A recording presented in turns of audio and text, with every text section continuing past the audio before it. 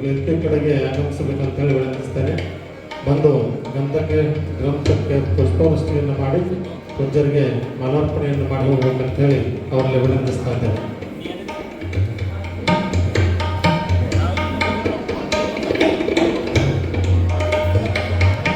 ಬರ್ರಿ ಚರಮಂದ್ರ ಬರಷ್ಟು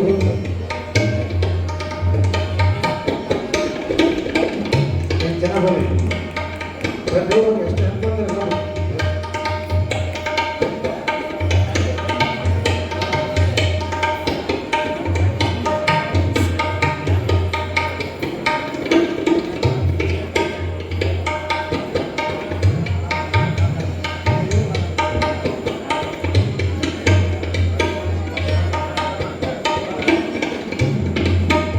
ಅನ್ಕೊಂಡ್ರೆ ಏನು ಬೆಳ್ಕೊತಾರೆ ಬೆಳ್ಕೋರು ಆಯುಷ್ ಗಂಡುಗಳಿಗೆ ಆಯುಷ್ ಬೆಳ್ಕೋರಿ ಚಲೋ ತಂಗೆ ಮೊದಲು ಆಯುಷ್ ಬೇಡ್ರಿ ಏನು ಸಂಕಲ್ಪ ಮಾಡ್ತಾರೆ ಮಾಡಿ ರಾತ್ರಿ ಈಡೇರಿಸ್ತಾರೆ.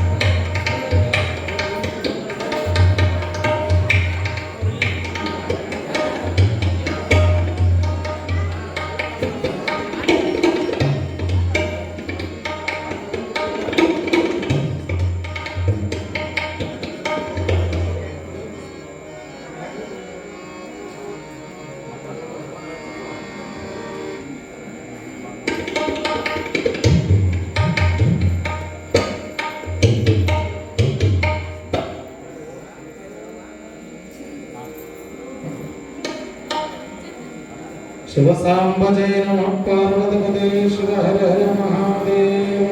ಮುಂದೆ ಪರಮ ಪೂಜ್ಯರು ನಮ್ಮೆಲ್ಲರಿಗೆ ಪುರಾಣ ಪ್ರವಚನದ ಸುದ್ದಿಯನ್ನು ದಯಪಾಲಿಸಬೇಕು ಅಂತ ಹೇಳಿ ಅವರು ಭಕ್ತಪೂರ್ವಕವಾಗಿ ವಿನಂತಿಸಿಕೊಳ್ತಾ ಇದ್ದಾರೆ.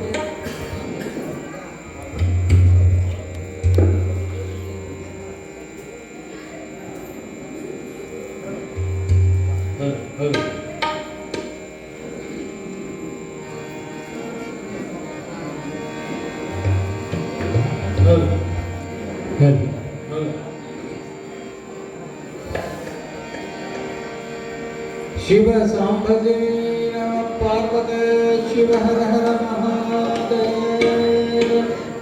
जगज्योति बसवे ईश्वर महाराज की जय. गुरु कुमारेश्वर महाराज की जय. मौन मल्लिनाथेश्वर महाराज की जय. गौरी शंकर शिवाचार्य महाराज की जय. शिव सांभजे नमः पार्वते शिव हर हर महादेव.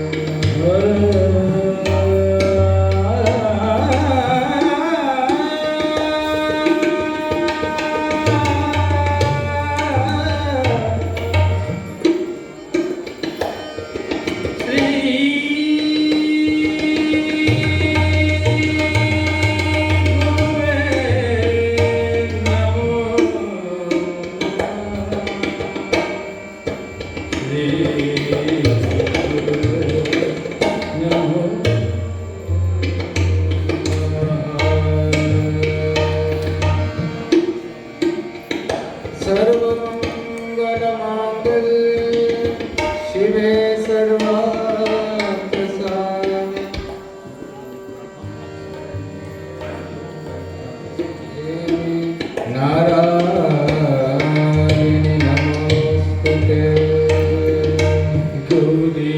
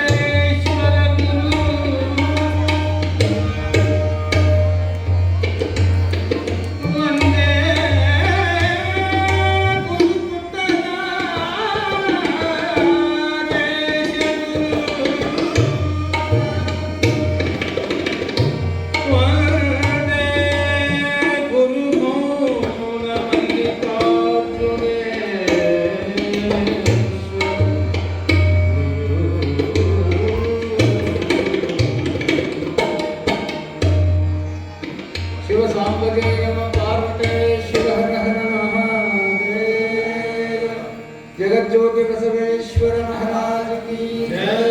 यडियूर सिद्धलिंगेश्वर महाराज की जय। गुरुकुमारेश्वर महाराज की जय। मौन मल्लिनाथेश्वर महाराज की जय। शिव सांभजे नमः पार्वती शिव हर हर महादेव। श्री गुरुदेव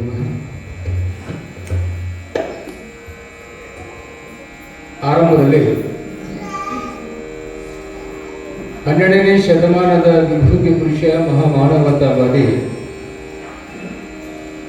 ಸರ್ವರಿಗೂ ಸಮಾನತೆಯನ್ನೇ ಕಲ್ಪಿಸಿಕೊಟ್ಟಿರುವಂತಹ ಬಸವಾದಿ ಶಿವಶರಣರ ಪರಮ ಪವಿತ್ರವಾದ ಅಂತರಾತ್ಮಿಕ ಶರಣೆಂದು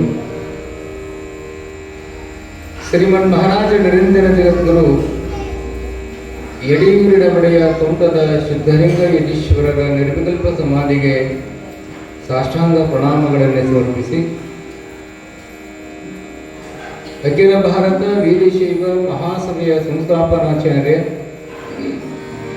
ಶ್ರೀಮಂತ ವೀರಶೈವ ಶಿವಯೋಗ ಮಂದಿರದ ಪೋಷಕರಾಗಿರುವವರಿಗೆ ಆನಗಲ್ಲ ಗುರುಕುಮಾರ ಅಪ್ಪಂಗಡವರ ಅಡಿದಾವರಿಗಳಿಗೆ ಮಡಿಯಿಂದಲೇ ಶರಣಾಗಿ ಪುರಾಣದ ಚರಿತ್ರ ನಾಯಕರು ಗಣಮಹಿಮರು ಶಿವಯೋಗದ ಸಾಮ್ರಾಜ್ಯದ ಧೀಮಂತ ದೊರೆಗಳಾದ ಮುಳುಗುಂದದ ಬಾಲಲೀಲ ಮಹಂತ ಶಿವಯೋಗೀಶ್ವರರ ಪರಮ ಪವಿತ್ರವಾದ ದಿವ್ಯ ಚರಿತಾಮೃತಕ್ಕೆ ಸಾಷ್ಟಾಂಗವನ್ನು ಸಲ್ಲಿಸಿ ಅಧಿಕ ಮಾಸದ ನಿಮಿತ್ತವಾಗಿ ಸಾಗಿ ಬರುತ್ತಿರುವ 48 ದಿನಗಳ ಕಾಲ ಮೌನ ಅನುಷ್ಠಾನವನ್ನು ಕೈಗೊಂಡು ಲೋಕ ಕಲ್ಯಾಣಕ್ಕಾಗಿ ಈ ವೇದಿಕೆ ಮೇಲೆ ನಿತ್ಯದಲ್ಲೂ ಕೂಡ ಈ ಪುರಾಣದ ಪಾವನದ ಪುಣ್ಯ ಪರಿಸರದಲ್ಲಿ ವೇದಿಕೆ ಮೇಲೆ ವಿರಾಜಮಾನಗೊಂಡಿರುವ ಷಡಸ್ಥಲ ಬ್ರಹ್ಮ ಗೌರಿಶಂಕರ ಶಿವಾಚಾರ್ಯ ಮಹಾಸ್ವಾಮಿಗಳು ಕಲ್ಯಾಣ ಮಠ ಜಮಖಂಡಿ ಪೂಜ್ಯರ ದಿವ್ಯ ಅಡಿದಾವರಿಗಳಿಗೆ ಸಾಷ್ಟಾಂಗವನ್ನು ಸಲ್ಲಿಸಿ ಬೆಳಗಾವಿ ಜಿಲ್ಲೆ ಗೋಕಾಕ ತಾಲೂಕಿನ ಸುಕ್ಷೇತ್ರ ಮಮದಾಪುರದ ಇಲ್ಲಿರುವ ನೆಲವನ್ನು ಜಲವನ್ನು ಪಾವನಗೊಳಿಸಿ ಇಲ್ಲಿರುವ ಭಕ್ತ ಸಂಕುಲವನ್ನು ಭಕ್ತಿಯತ್ತ ಮುಖ ಮಾಡಿ ನಿಲ್ಲಿಸಿ ತಮ್ಮ ಸಮಗ್ರವಾದ ಬದುಕನ್ನೇ ಸಮಾಜಕ್ಕಾಗಿ ಸಮರ್ಪಣೆ ಮಾಡಿರುವಂಥ ನಮ್ಮ ನಿಮ್ಮೆಲ್ಲರಿಗೆ ಮಾರ್ಗದರ್ಶಕರು ಎನ್ನ ಉಸಿರಿನ ಒಡೆಯರೂ ಆಗಿರುವಂಥ ಶ್ರೀಮಠದ ಅಭಿನವ ಶ್ರೀಮಂಡರಂಜನ ಪ್ರಣವ ಸ್ವರೂಪ ಮೌನ ಮಲ್ಲಿನಾಥ ಶಿವಗೀಶ್ವರರ ಪರಮ ಪವಿತ್ರವಾದ ಬಸವಪಾದಗಳನ್ನು ಸದಾವಕಾಲೆಯನ್ನು ಮಸ್ತಕದ ಮೇಲೆ ಹೊತ್ತುಕೊಂಡು ಅಧಿಕ ಮಾಸದ ನಿಮಿತ್ತವಾಗಿ ಸಾಗಿ ಬರುತ್ತಿರುವ 2ನೇ ದಿನದ ಬಾಲ ಲೀಲ ಮಹಂತ ಯೋಗಿ ವರೆಣ್ಯರ ಪುಣ್ಯ ಪುರಾಣದ ಮಂಗಲದ ಅಂಗಣದಲ್ಲಿ ಈ 2ನೇ ದಿನದ ಪುಣ್ಯ ಪುರಾಣದ ಪ್ರಾರಂಭೋತ್ಸವದ ಮುನ್ನಾ ಸಮಯದಲ್ಲಿ ಈ ಪುರಾಣವನ್ನು ಸಂಗೀತದ ಮೂಲಕವಾಗಿ ನಾದಪ್ರಿಯರಾಗಿರ್ತಕ್ಕಂಥ ಶಿವನನ್ನ ಸ್ತೋತ್ರವನ್ನು ಮಾಡ್ತಾ ತಮ್ಮ ಸಂಗೀತದ ಸ್ವರಗಳನ್ನು ಗುರುಪಾದಕ್ಕೆ ಸಮರ್ಪಣೆಯನ್ನು ಮಾಡುತ್ತಲೇ ಬಂದಿರುವಂಥ ಆತ್ಮೀಯ ಯುವಗಾಯಕರಾದ ಶ್ರೀ ಮುತ್ತುರಾಜ ಹರಿಸೂರವರೇ, ಆ ಸಂಗೀತಕ್ಕೆ ತಬಲಾವಾದಕರಾಗಿ ಗುರುಶೇವೆಯಲ್ಲಿ ನಿರತರಾಗಿರುವಂಥ ವೀರೇಶ್ವರ ಪುಣ್ಯಾಶ್ರಮದ ಪುಟ್ಟರಾಜ ಗುರುಗಳವರ ಶಿಷ್ಯ ಶ್ರೇಷ್ಠರಾಗಿರುವಂಥ ಇವ ತಬಲಾವಾದಕರಾದ ಶ್ರೀ ಚಂದ್ರೇಸ್ವಾಮಿ ಬಂಡಿಮಟ್ಟಿಯವರೇ, ಈ 2ನೇ ದಿನ ಪುಣ್ಯ ಪುರಾಣದ ದಾಸೋಹದ ಸೇವಾ ಕೈಂಕರ್ಯವನ್ನು ವಹಿಸಿಕೊಂಡಿರುವಂಥ ಜಗದಾಳದ ಎಲ್ಲ ಸಮಸ್ತ ಗುರು ಹಿರಿಯರೇ, ತಾಯಂದರೇ, ಧರ್ಮಾಭಿಮಾನಿಗಳೇ, ಅಧಿಕ ಮಾಸವನ್ನು ಪುಣ್ಯಾತ್ಮರ ಶಿವಶರಣರ ತತ್ವ ಪ್ರಣಾಳಿಕೆಯನ್ನು ಕೇಳುವುದರ ಮೂಲಕವಾಗಿ ಈ ಮಾಸವನ್ನು ಪವಿತ್ರವಾಗಿ ಕಳೆಯಬೇಕು. ಅಂಗಲಿಂಗ ಸಂಘಿಗಳ ಸಂಘದಲ್ಲಿ ಕಾಲವನ್ನು ಕಡಿಮೆ ಅನ್ನುವಂಥ ಬಸವಣ್ಣವರ ತತ್ವ ಪ್ರಣಾಳಿಕೆಯನ್ನು ಇಟ್ಟುಕೊಂಡ ತಾವೆಲ್ಲರೂ ಕೂಡ ಈ ಪುರಾಣದ ಅಂಗಳಕ್ಕೆ ಸಾಕ್ಷಿಯಾಗಿದ್ದೀರಿ. ನಿಮ್ಮೆಲ್ಲರ ಮನೋ ಇಷ್ಟಾರ್ಥಗಳನ್ನು ಈಡೇರಿಸಲು ಪರಮ ಪೂಜ್ಯ ಮೌನ ಮಲ್ಲಿನಾಥ ಶಿವಗಿ ವರೆಣ್ಯರು ಬಸವಣ್ಣನ ಮತ್ತು ನಂದಿಯನ್ನು ಪೂಜೆ ಮಾಡುವುದರ ಮೂಲಕವಾಗಿ ಈ ಕಾರ್ಯಕ್ರಮಕ್ಕೆ ಯಾಕೆ ಅವರು ಭಕ್ತಿಯ ಚಾಲನೆಯನ್ನು ನೀಡಿದರು ಅಂದರೆ, ಸಂಸಾರ ಅನ್ನುವಂಥ ಈ ಶರದಿಯಲ್ಲಿ ಪಾರು ಮಾಡಲಿಕ್ಕೆ ಸದ್ಗುರುನೇ ಬರಬೇಕಂತೆ ಪುಣ್ಯಾತ್ಮರೇ. ಜಲಸಾಗರವನ್ನು ದಾಟಬೇಕಾದ್ರೆ ನಾವಿಕ ಬೇಕಂತೆ, ಜನಸಾಗರವನ್ನು ದಾಟಬೇಕಾದ್ರೆ ವಿನಯ ಬೇಕಂತೆ, ಈ ಭವಸಾಗರವನ್ನು ದಾಟಬೇಕಾದ್ರೆ ಸದ್ಗುರುನೇ ಬೇಕು ನಮ್ಮ ಬೆನ್ನ ಹಿಂದೆ. ಆದ್ದರಿಂದ ಸದ್ಗುರುಗಳಾಗಿರ್ತಕ್ಕಂಥ ಮೌನ ಮಲ್ಲಿಕಾರ್ಜುನ ಶಿವಗೀಶ್ವರರು ಯಾಕೆ ಈ ನಂದಿಯನ್ನು ಶಿವನನ್ನ ಪೂಜೆಯನ್ನು ಮಾಡಿ ಈ ಕಾರ್ಯಕ್ರಮಕ್ಕೆ ನಾವು ಭಾಗಿಯಾಗಬೇಕು ಅಂದರೆ, ಪ್ರಪಂಚಿಕರಾಗಿರ್ತಕ್ಕಂಥವರು ಸದಾಕಾಲ ಹಸನ್ಮುಖರಾಗಬೇಕು, ಅವರ ಪ್ರಪಂಚದಲ್ಲಿ ಬರುವ ಎಲ್ಲ ಕಷ್ಟಗಳು ದೂರ ಆಗಬೇಕು ಅನ್ನುವಂಥ ಒಂದು ಸಂಕಲ್ಪವನ್ನು ಮಾಡಿ ಪರಮ ಪೂಜ್ಯರು ಈ ಅಧಿಕ ಮಾಸದ ನಿಮಿತ್ತವಾಗಿ ಬಾಲ್ಯಲ ಮಹಂತ ಯೋಗಿ ವರೆಣ್ಯರ ಚರಿತ್ರೆಯನ್ನು ಯಾರು ಕೇಳುತ್ತಾರೆಯೋ, ಈ ಪುರಾಣವನ್ನು ಬರೆದ ಕವಿಗಳು ಏನು ಹೇಳ್ತಾರೆ ಅಂದ್ರೆ, ಪುರಾಣವನ್ನು ಹೇಳುವವರಿಗೆ 1 ಭಾಗ ಪುಣ್ಯ ಬರುತ್ತಂತೆ.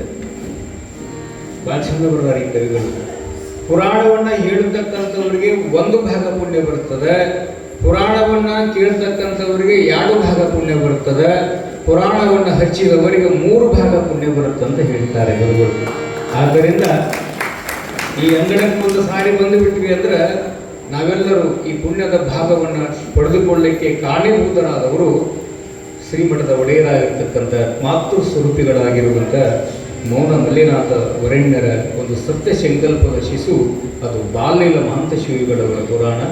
ಆದ್ದರಿಂದ ಈ ನಾಡಿನ ದಾರ್ಶನಿಕರಾಗಿರ್ತಕ್ಕಂಥ ಸಿದ್ಧೈ ಪುರಾಣಿಕರು ಒಂದು ಕಡೆ ಹೇಳ್ತಾರೆ, ಕವನಕ್ಕೆ ಕಾರಣ ನಾನು ತಾನೆಂದು ಪೆನ್ನು ಕಾಗದ ಬಡಿದಾಡಿದರೆ ಇದನ್ನು ನೋಡಿದ ಕವಿ ನಗಲಾರಡೆ ಅಂತ ಬರೀತಾರೆ. ಎಷ್ಟು ಚಂದ ಬರೀತಾರೆ ಈ ವಚನವನ್ನು ಅಂದರೆ, ಒಂದು ಕವನವನ್ನು ಬರೀಬೇಕಾದ್ರೆ ಒಬ್ಬ ಸಾಹಿತ್ಯ ಬೇಕು ಅಂತ, ಒಂದು ಪುಸ್ತಕವನ್ನು ಬರೀಬೇಕಾದ್ರೆ ಒಬ್ಬ ಕವಿ ಬೇಕು, ಒಂದು ಸಾಲುಗಳನ್ನು ಬರೀಬೇಕಾದ್ರೆ ಹೆಂಗೆ ಕವಿ ಅವಶ್ಯಕತೆ ಇದೆಯೋ ಬರೆದವರು ಯಾರು ಅಂದ್ರೆ ಕವಿ.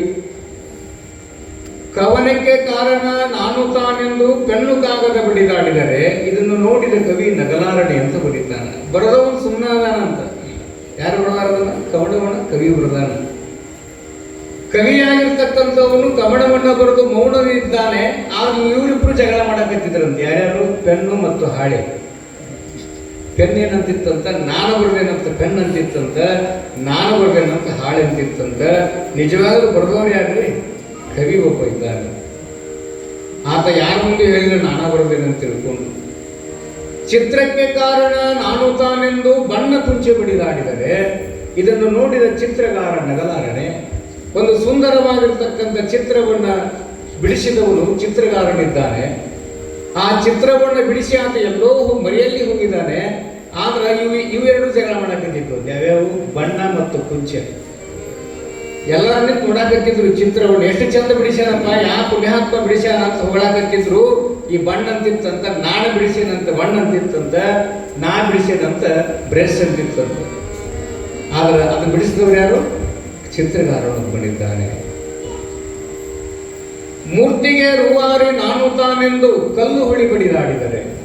ಒಂದು ಸುಂದರವಾಗಿರ್ತಕ್ಕಂಥ ಮೂರ್ತಿಯನ್ನ ಕೆತ್ತಿದವರು ಯಾರು ಅಂದ್ರೆ ಶಿಲ್ಪಿ. ಆ ಬಸವಣ್ಣನ ಮಾಡ್ಯಾರ ನೋಡಿ, ಎಷ್ಟು ಚಂದ ಮಾಡ್ಯಾನ. ಆ ಬಸವಣ್ಣನ ಮುಂದೆ ಶಿವನನ್ನ ಕುಂದಿಸಿದಾರಲ್ಲ, ಶಿವನ ಮುಂದೆ ಬಸವಣ್ಣ ಕುಂತಿದಾನಲ್ಲ, ಎಷ್ಟು ಚಂದ ಆ ಮೂರ್ತಿಯನ್ನ ಮಣ್ಣಿನೊಳಗೆ ಎದ್ದು ಬರ್ತದೆ ಅಂತ ಮಾಡ್ಯಾನಲ್ಲ. ಆ ಕೆತ್ತಿದವನು ಅದನ್ನು ತಯಾರು ಮಾಡಿದವನು ಎಲ್ಲೋ ಹೋಗಿಬಿಟ್ಟಾನ, ನಿನ್ನೆ ಮಾಡಿ ಹೋಗಿಬಿಟ್ಟಾನ. ಆದ್ರೆ ಆ ಕಲ್ಲಿನಲ್ಲಿ ಶಿಲ್ಪಿಯಾಗಿರ್ತಕ್ಕಂಥ ಶಿಲೆಯನ್ನ ಕೆತ್ತಿದಂಥ ಶಿಲ್ಪಿಗಾರ ಎಲ್ಲೋ ಮರೆಯಲ್ಲಿದ್ದಾನೆ. ಇವರಿಬ್ಬರು ಜಗಳ ಮಾಡಕ್ಕಿದ್ದು ಯಾವುದು? ಕಲ್ಲು ಮತ್ತು ಹುಳಿ. ಕಲ್ಲು ನಾನು ಕೆತ್ತೇನಂತಿತ್ತಂತ, ಆ ಹುಳಿ ಆ ಕಬ್ಬಿಣದ ಸಾಧನ ಇತ್ತಲ್ಲ, ಚಾಣ ಇತ್ತಲ್ಲ, ಅದು ನಾನಂತಿತ್ತಂತ. ನಿಜವಾಗಲೂ ಆ ಶಿಲ್ಪಿಯನ್ನ ತಯಾರು ಮಾಡಿದವರು, ಮೂರ್ತಿ ತಯಾರು ಮಾಡಿದವರು ಯಾರು? ಶಿಲ್ಪಿ ಒಬ್ಬಿದ್ದಾನೆ. ಅದಕ್ಕೆ ಅವರು ಕೊಡುಗೆ ಬರೀತಾರೆ ಸಿದ್ಧೈ ಪುರಾಣಿಕರು. ಈ ಜಗದ ಆಗು ಹೋಗುಗಳಿಗೆ ನಾನು ತಾನೆಂದು ಜಡಮತಿಗಳು ಜಗಳವಾಡಿದರೆ, ಈ ಜಗದ ಆಗು ಹೋಗುಗಳಿಗೆ ನಾನು ತಾನೆಂದು ಜಡಮತಿಗಳು ಜಗಳವಾಡಿದರೆ ಇದನ್ನು ನೋಡಿದ ಸ್ವತಂತ್ರ ವೀರ ಸಿದ್ದೇಶ್ವರ ನಗಲಾರಡೆ ಅಂತ ಬರೀತಾನೆ. ಎಷ್ಟು ಚಂದ ಬರೀತಾನೆ. ಈ ಮಳೆಯನ್ನ, ಬೆಳೆಯನ್ನ, ಬೆಳಕನ್ನ, ಗಾಳಿಯನ್ನು ಕೊಟ್ಟಿರ್ತಕ್ಕಂಥ ಪರಮಾತ್ಮನಿದ್ದಾನೆ. ಜಗತ್ತಿಗೆ ಬೆಳಕನ್ನು ಕೊಡುವಂತ ಸೂರ್ಯ ಸಪ್ಲ ಮಾಡ್ಕೊಂತ ಬರೋದಲ್ಲ, ರಾತ್ರಿ ಒಳಗೆ ಬೆಳದಿಂಗಳನ್ನ ಹರಿಸತಕ್ಕಂಥ ಚಂದ್ರ ನಾನು ಬಂದೆ ಅಂತ ಹೇಳಿಲ್ಲ. ಮೌನದಿಂದ ಬಂದು ಮೌನದಿಂದ ಅವರೇ ಉಳಿದು ಹೋಗ್ತಾರ, ಅವರೇ ಸುಮ್ಮನದಾರ.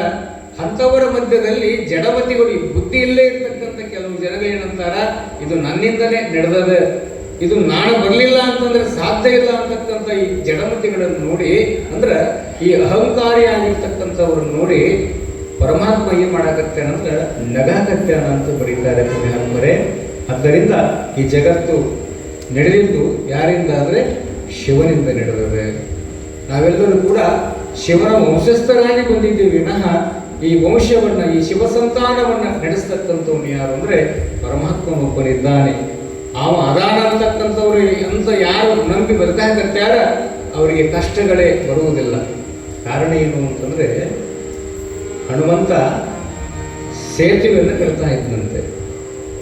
70,000 ವಾನರ ಸೇನೆ ಸಮೇತವಾಗಿ ನೀಲ, ಜಾಂಬವಂತ, ಹನುಮಂತ, ಸುಗ್ರೀವ ಇವರೆಲ್ಲರ ಸಮ್ಮುಖದಲ್ಲಿ ಸೇತುವೆಯನ್ನು ಕಟ್ಟಾಕತ್ತಿದ್ರು.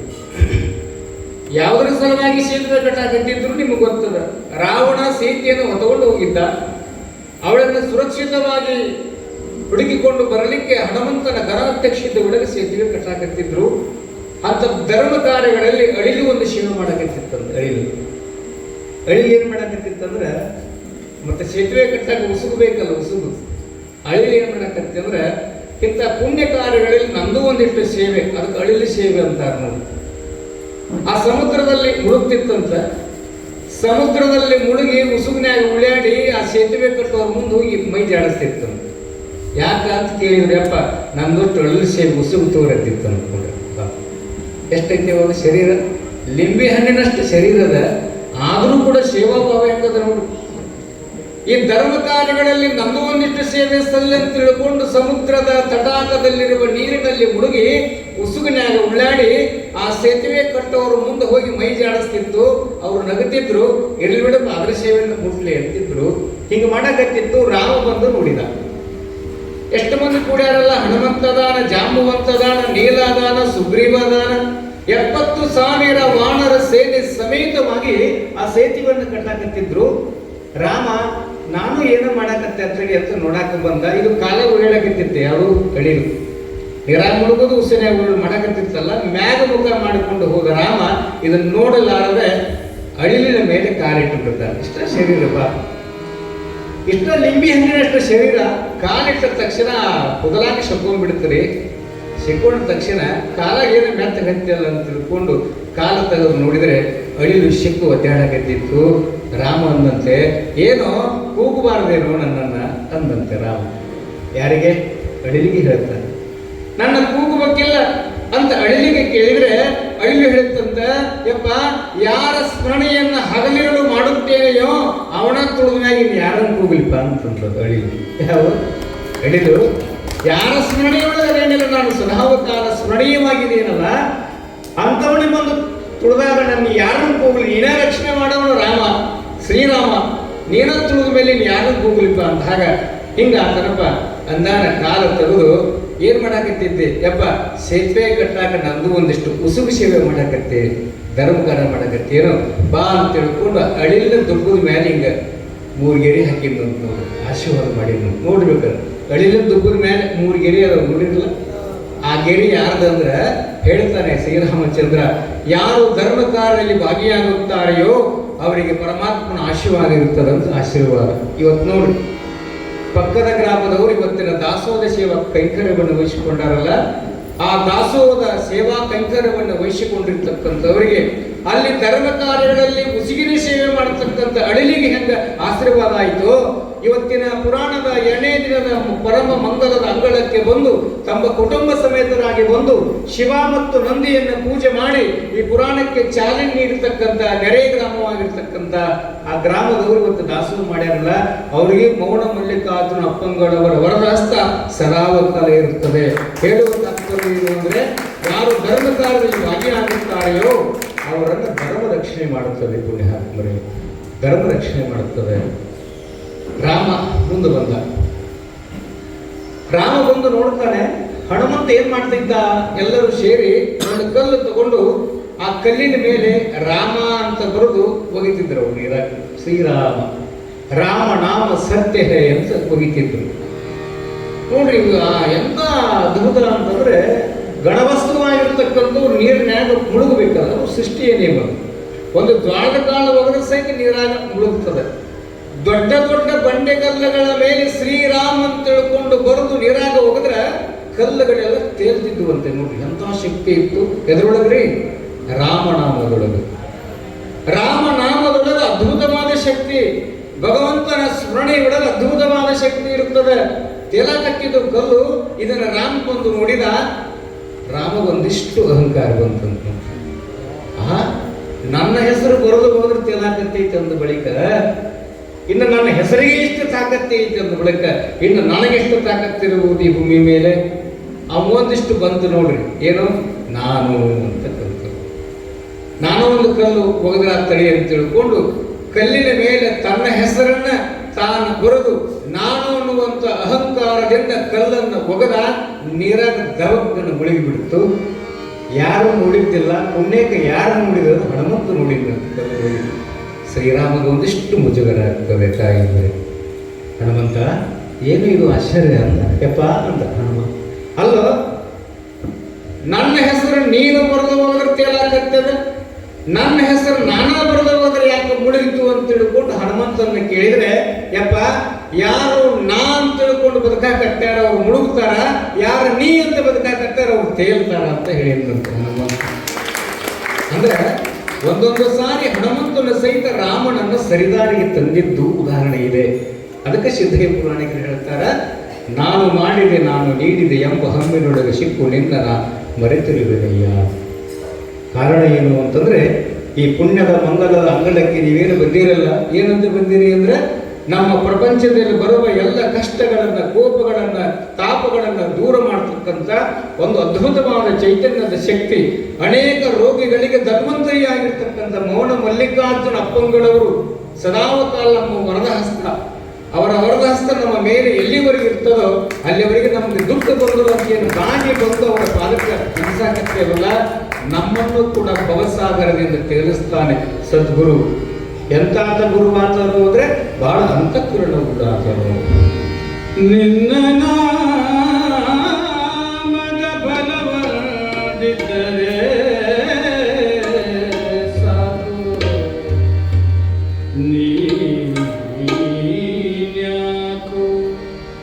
ನಿನ್ನ ಹಂಗ್ಯ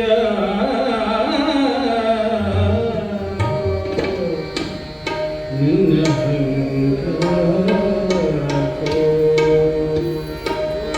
ನೀನ್ಯಾಕೋ ನಿನ್ನ ಹಂಗ್ಯಾಕೋ ನೀನ್ಯಾಕೋ ನಿನ್ನ ಹಂಗ್ಯಾಕೋ ನಿನ್ನ ನಾಮದ ಬಲ ಇದ್ದರೆ ಸಾಕು ನಿನ್ನ ನಾಮದ ಬಲ ಇದ್ದರೆ ಸಾಕು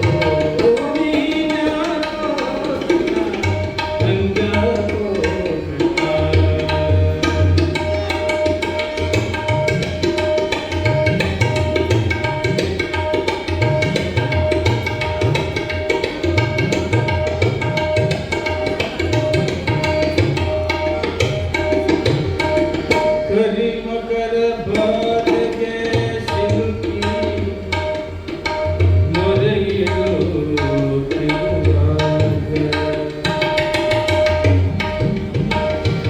ಕರಿಮಕರ ಬಾರಿಗೆ ಸಿಲುಕಿ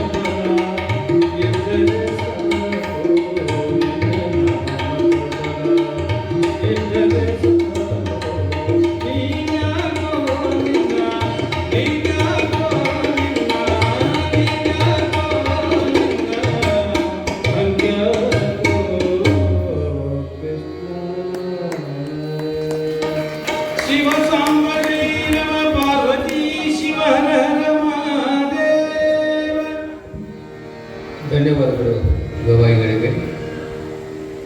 ಚನ್ನಕವಿಗಳು ಭಾರತದ ಪುಣ್ಯ ಪರಂಪರೆಯ ತ್ರಿವೇದ ಸಂಗಮವಾಗಿರ್ತಕ್ಕಂಥ ಈ ಭಾರತದ ಮಣ್ಣನ್ನು, ಇಲ್ಲಿರುವ ನೆಲವನ್ನು, ಜಲವನ್ನು ವರ್ಣನೆ ಮಾಡ್ತಾ ಇದ್ದಾರೆ. ಇವತ್ತು ಭಾರತ ಆಧ್ಯಾತ್ಮದ ತವರು. ಇಲ್ಲಿ ಅಲ್ಲಾ ಮತ್ತು ಅಲ್ಲಮರು ನಡೆದಾಡಿದ ಮಂಗಳದ ಅಂಗಳವಿದೆ. 18 ಪುರಾಣಗಳನ್ನು ಬರೆದ ವೇದ ವ್ಯಾಸರು ನಾಡಿಗೆ ನೀಡಿದ ನೈವೇದ್ಯವಿದೆ.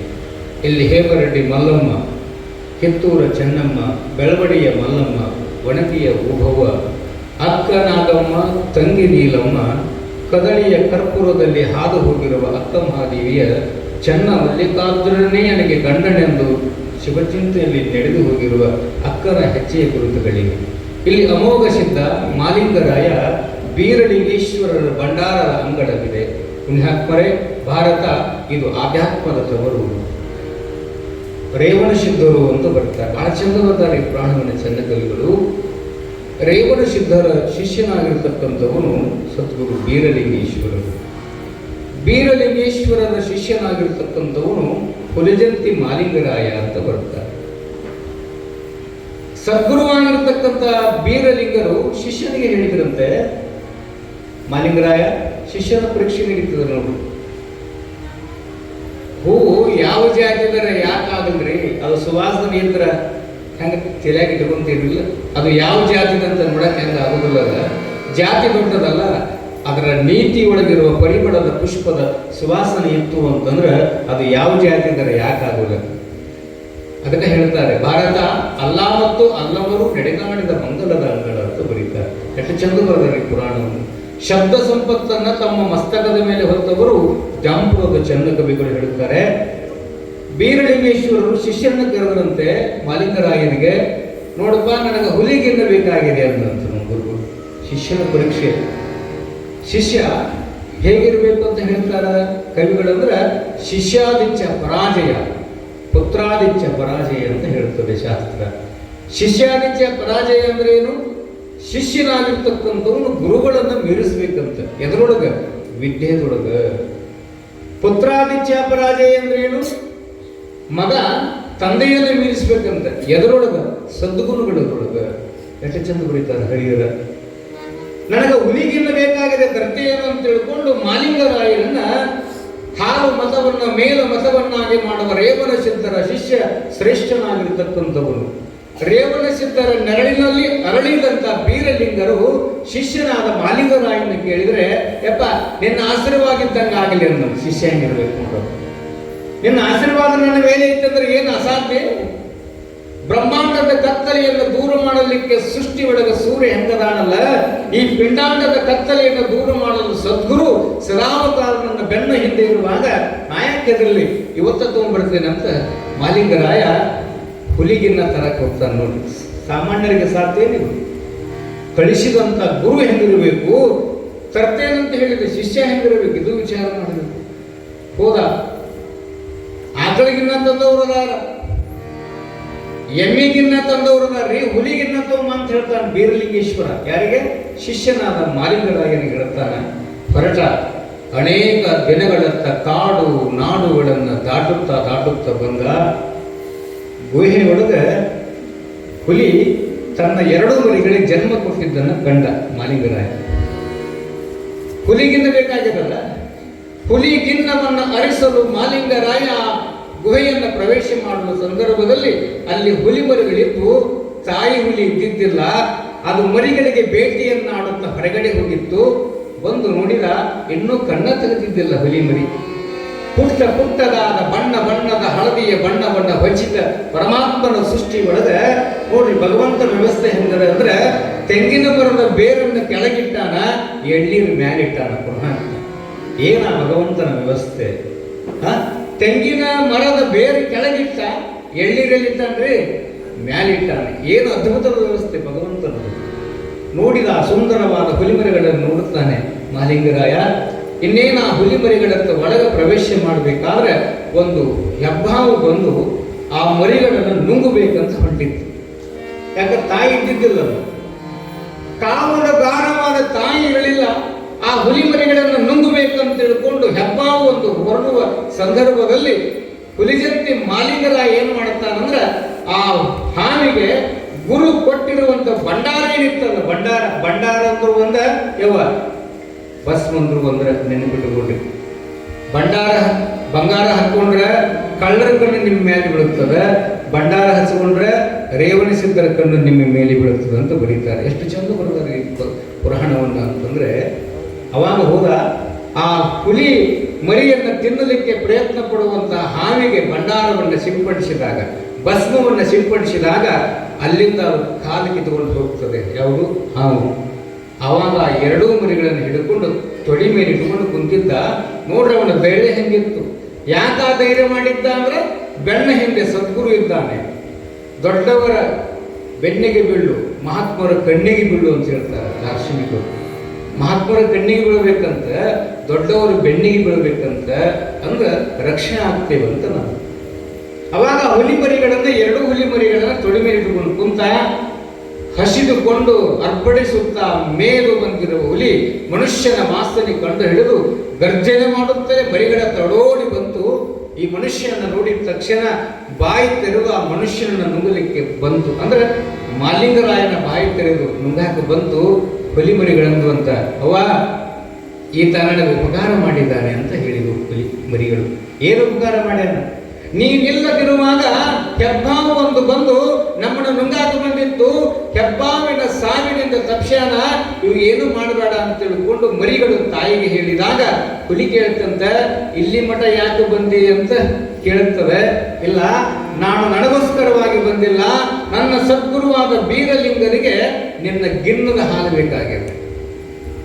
ನೋಡ್ರಿ, ಯಾರಿಗೆ ಹೇಳಕತ್ತೇನೆ? ಹುಲಿಗೆ ಹೇಳಕತ್ತೇನೆ. ಯಾರು? ಮಾಲಿಂಗರ ಹೇಳಕತ್ತಾನ. ಹುಲಿ ಅಂತಂತ ನನ್ನ ವಂಶದ ಕುಡಿಯನ್ನ ಕಣ್ಣಿನ ರೆಪ್ಪೆಯಂತೆ ರಕ್ಷಣೆ ಮಾಡಿ ನನಗೆ ಹಾಲು ಕೊಡುವುದು ಸತ್ಯ. ನಾನು ಹಾಲು ಕೊಡುತ್ತೇನೆ, ನನ್ನ ಹಾಲನ್ನು ತೆಗೆದುಕೊಂಡು ಹೋಗು. ಆದ್ರೆ ಹಾಲು ಕೊಟ್ಟು ಕಳಿಸಿದೆ ಅಂದ್ರೆ ಜಗತ್ತು ನಂಬುವುದಿಲ್ಲ. ನೋಡಿ ಹೆಂಗೆ ಹೇಳ್ತದೆ ಹುಲಿ. ಹುಲಿ ಹಾಲು ಅಂತ ತಿಳ್ಕೊಂಡು ನಂಬಬೇಕಾದ್ರೆ ನಿನ್ನೊಂದಿಗೆ ನಾನು ಬರ್ತೇನಂತದ್ದು ಹುಲಿ.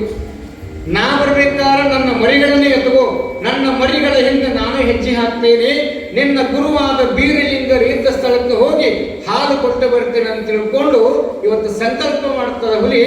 2 ಹುಲಿ ಮರಿಗಳನ್ನು ಕೈಯಾಗಿ ಹಿಡ್ಕೊಂಡ. ಮುಂದೆ ಮಾಲಿಂಗರಾಯ, ಹಿಂದಿಂದೆ ಹುಲಿ ಬಂತು. ಗುರು ಶಿಷ್ಯನನ್ನು ನೋಡಿ ಆನಂದದ ಬಾಷ್ಪಗಳನ್ನು ಸುರಿಸ್ತಾನೆ. ಪುಣ್ಯಾತ್ಮರೇ, ಎಂಥ ಶಿಷ್ಯನಿಗೆ ನಾನು ನೆರಳು ಕೊಟ್ಟೆ.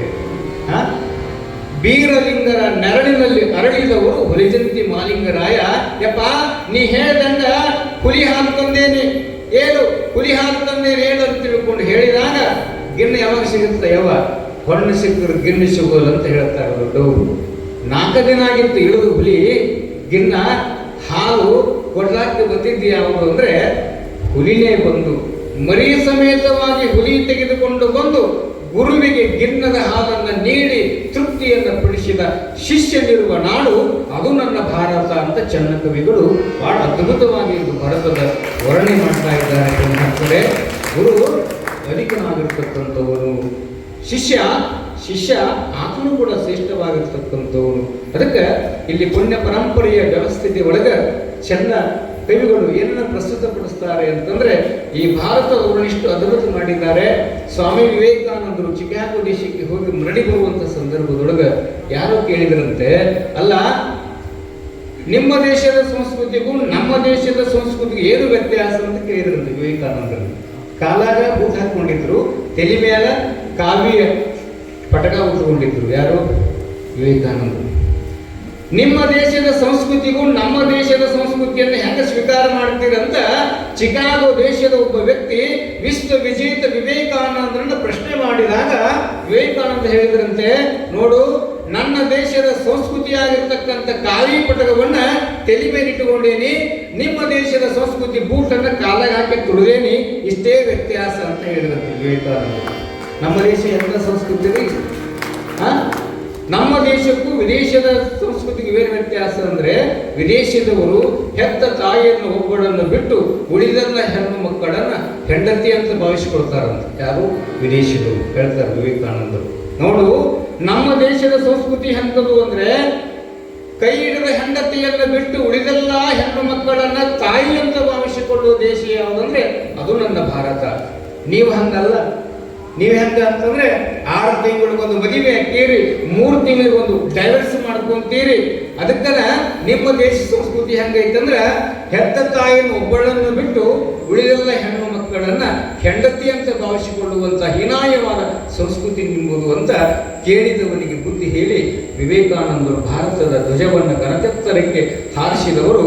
ವಿಶ್ವ ವಿಜೇತ ವಿವೇಕಾನಂದರನ್ನ ಜಗತ್ತಿಗೆ ಪರಿಚಯ ಮಾಡಿದವರು ಯಾರು? ರಾಮಕೃಷ್ಣ ಪರಮಹಂಸರು ಹುಟ್ಟಿದ ನಾಡು ಇದು ನನ್ನ ಭಾರತ, ಇದು ನನ್ನ ಭಾರತ ಅಂತ ಬರೀತಾರೆ. ಎಷ್ಟು ಚಂದ ಬರೆದಾರೆ ಈ ಶಬ್ದಗಳನ್ನ ಅಂತಂದ್ರೆ, ಈ ಭಾರತವನ್ನು ಯಾರ್ಯಾರು ಆಳಿದ್ರು? ಈ ದೇಶವನ್ನು ಆಳಿದವರು ಯಾರು? ಡಚ್ಚರು, ಫ್ರೆಂಚರು, ಪೋರ್ಚುಗೀಸರು, ಗೋರಿ ಮೊಹಮ್ಮದ್, ಗಜರಿ ಮೊಹಮ್ಮದ್, ನಂತರ ಬ್ರಿಟಿಷರು. ಇಷ್ಟೆಲ್ಲವೂ ಆಳಿದರಂತ ಈ ದೇಶವನ್ನು. ನಮ್ಮ ದೇಶವನ್ನು ಆಳಿದವರು ಬ್ರಿಟಿಷರಷ್ಟೇ ಅಲ್ಲ ಪುಣ್ಯಾತ್ಮರೇ, ಡಚ್ಚರು, ಫ್ರೆಂಚರು, ಪೋರ್ಚುಗೀಸರು, ಗೋರಿ ಮೊಹಮ್ಮದ್, ಗಜರಿ ಮೊಹಮ್ಮದ್, ನಂತರ ಬ್ರಿಟಿಷರು. ಇಷ್ಟು ಮಂದಿ ಆಳಿದರು ಅಂತಂದ್ರೆ ನಮ್ಮ ದೇಶದಲ್ಲಿರುವ ಸಂಪತ್ತು ಎಷ್ಟಿರಬೇಕು ವಿಚಾರ ಮಾಡಿ. ನಮ್ಮ ದೇಶ ಬಡ ರಾಷ್ಟ್ರ ಅಂತ ಹೇಳಕತ್ತಾರೆ ನಮ್ಮ ದಾರ್ಶನಿಕರು. ನಮ್ಮ ದೇಶದಲ್ಲಿರುವಂತ ಸಂಪತ್ತು ಎಷ್ಟಿರಬೇಕು, ಇಷ್ಟಾಕೊಂಡ ಮಂದಿ ಆಳಬೇಕಾದ್ರೆ.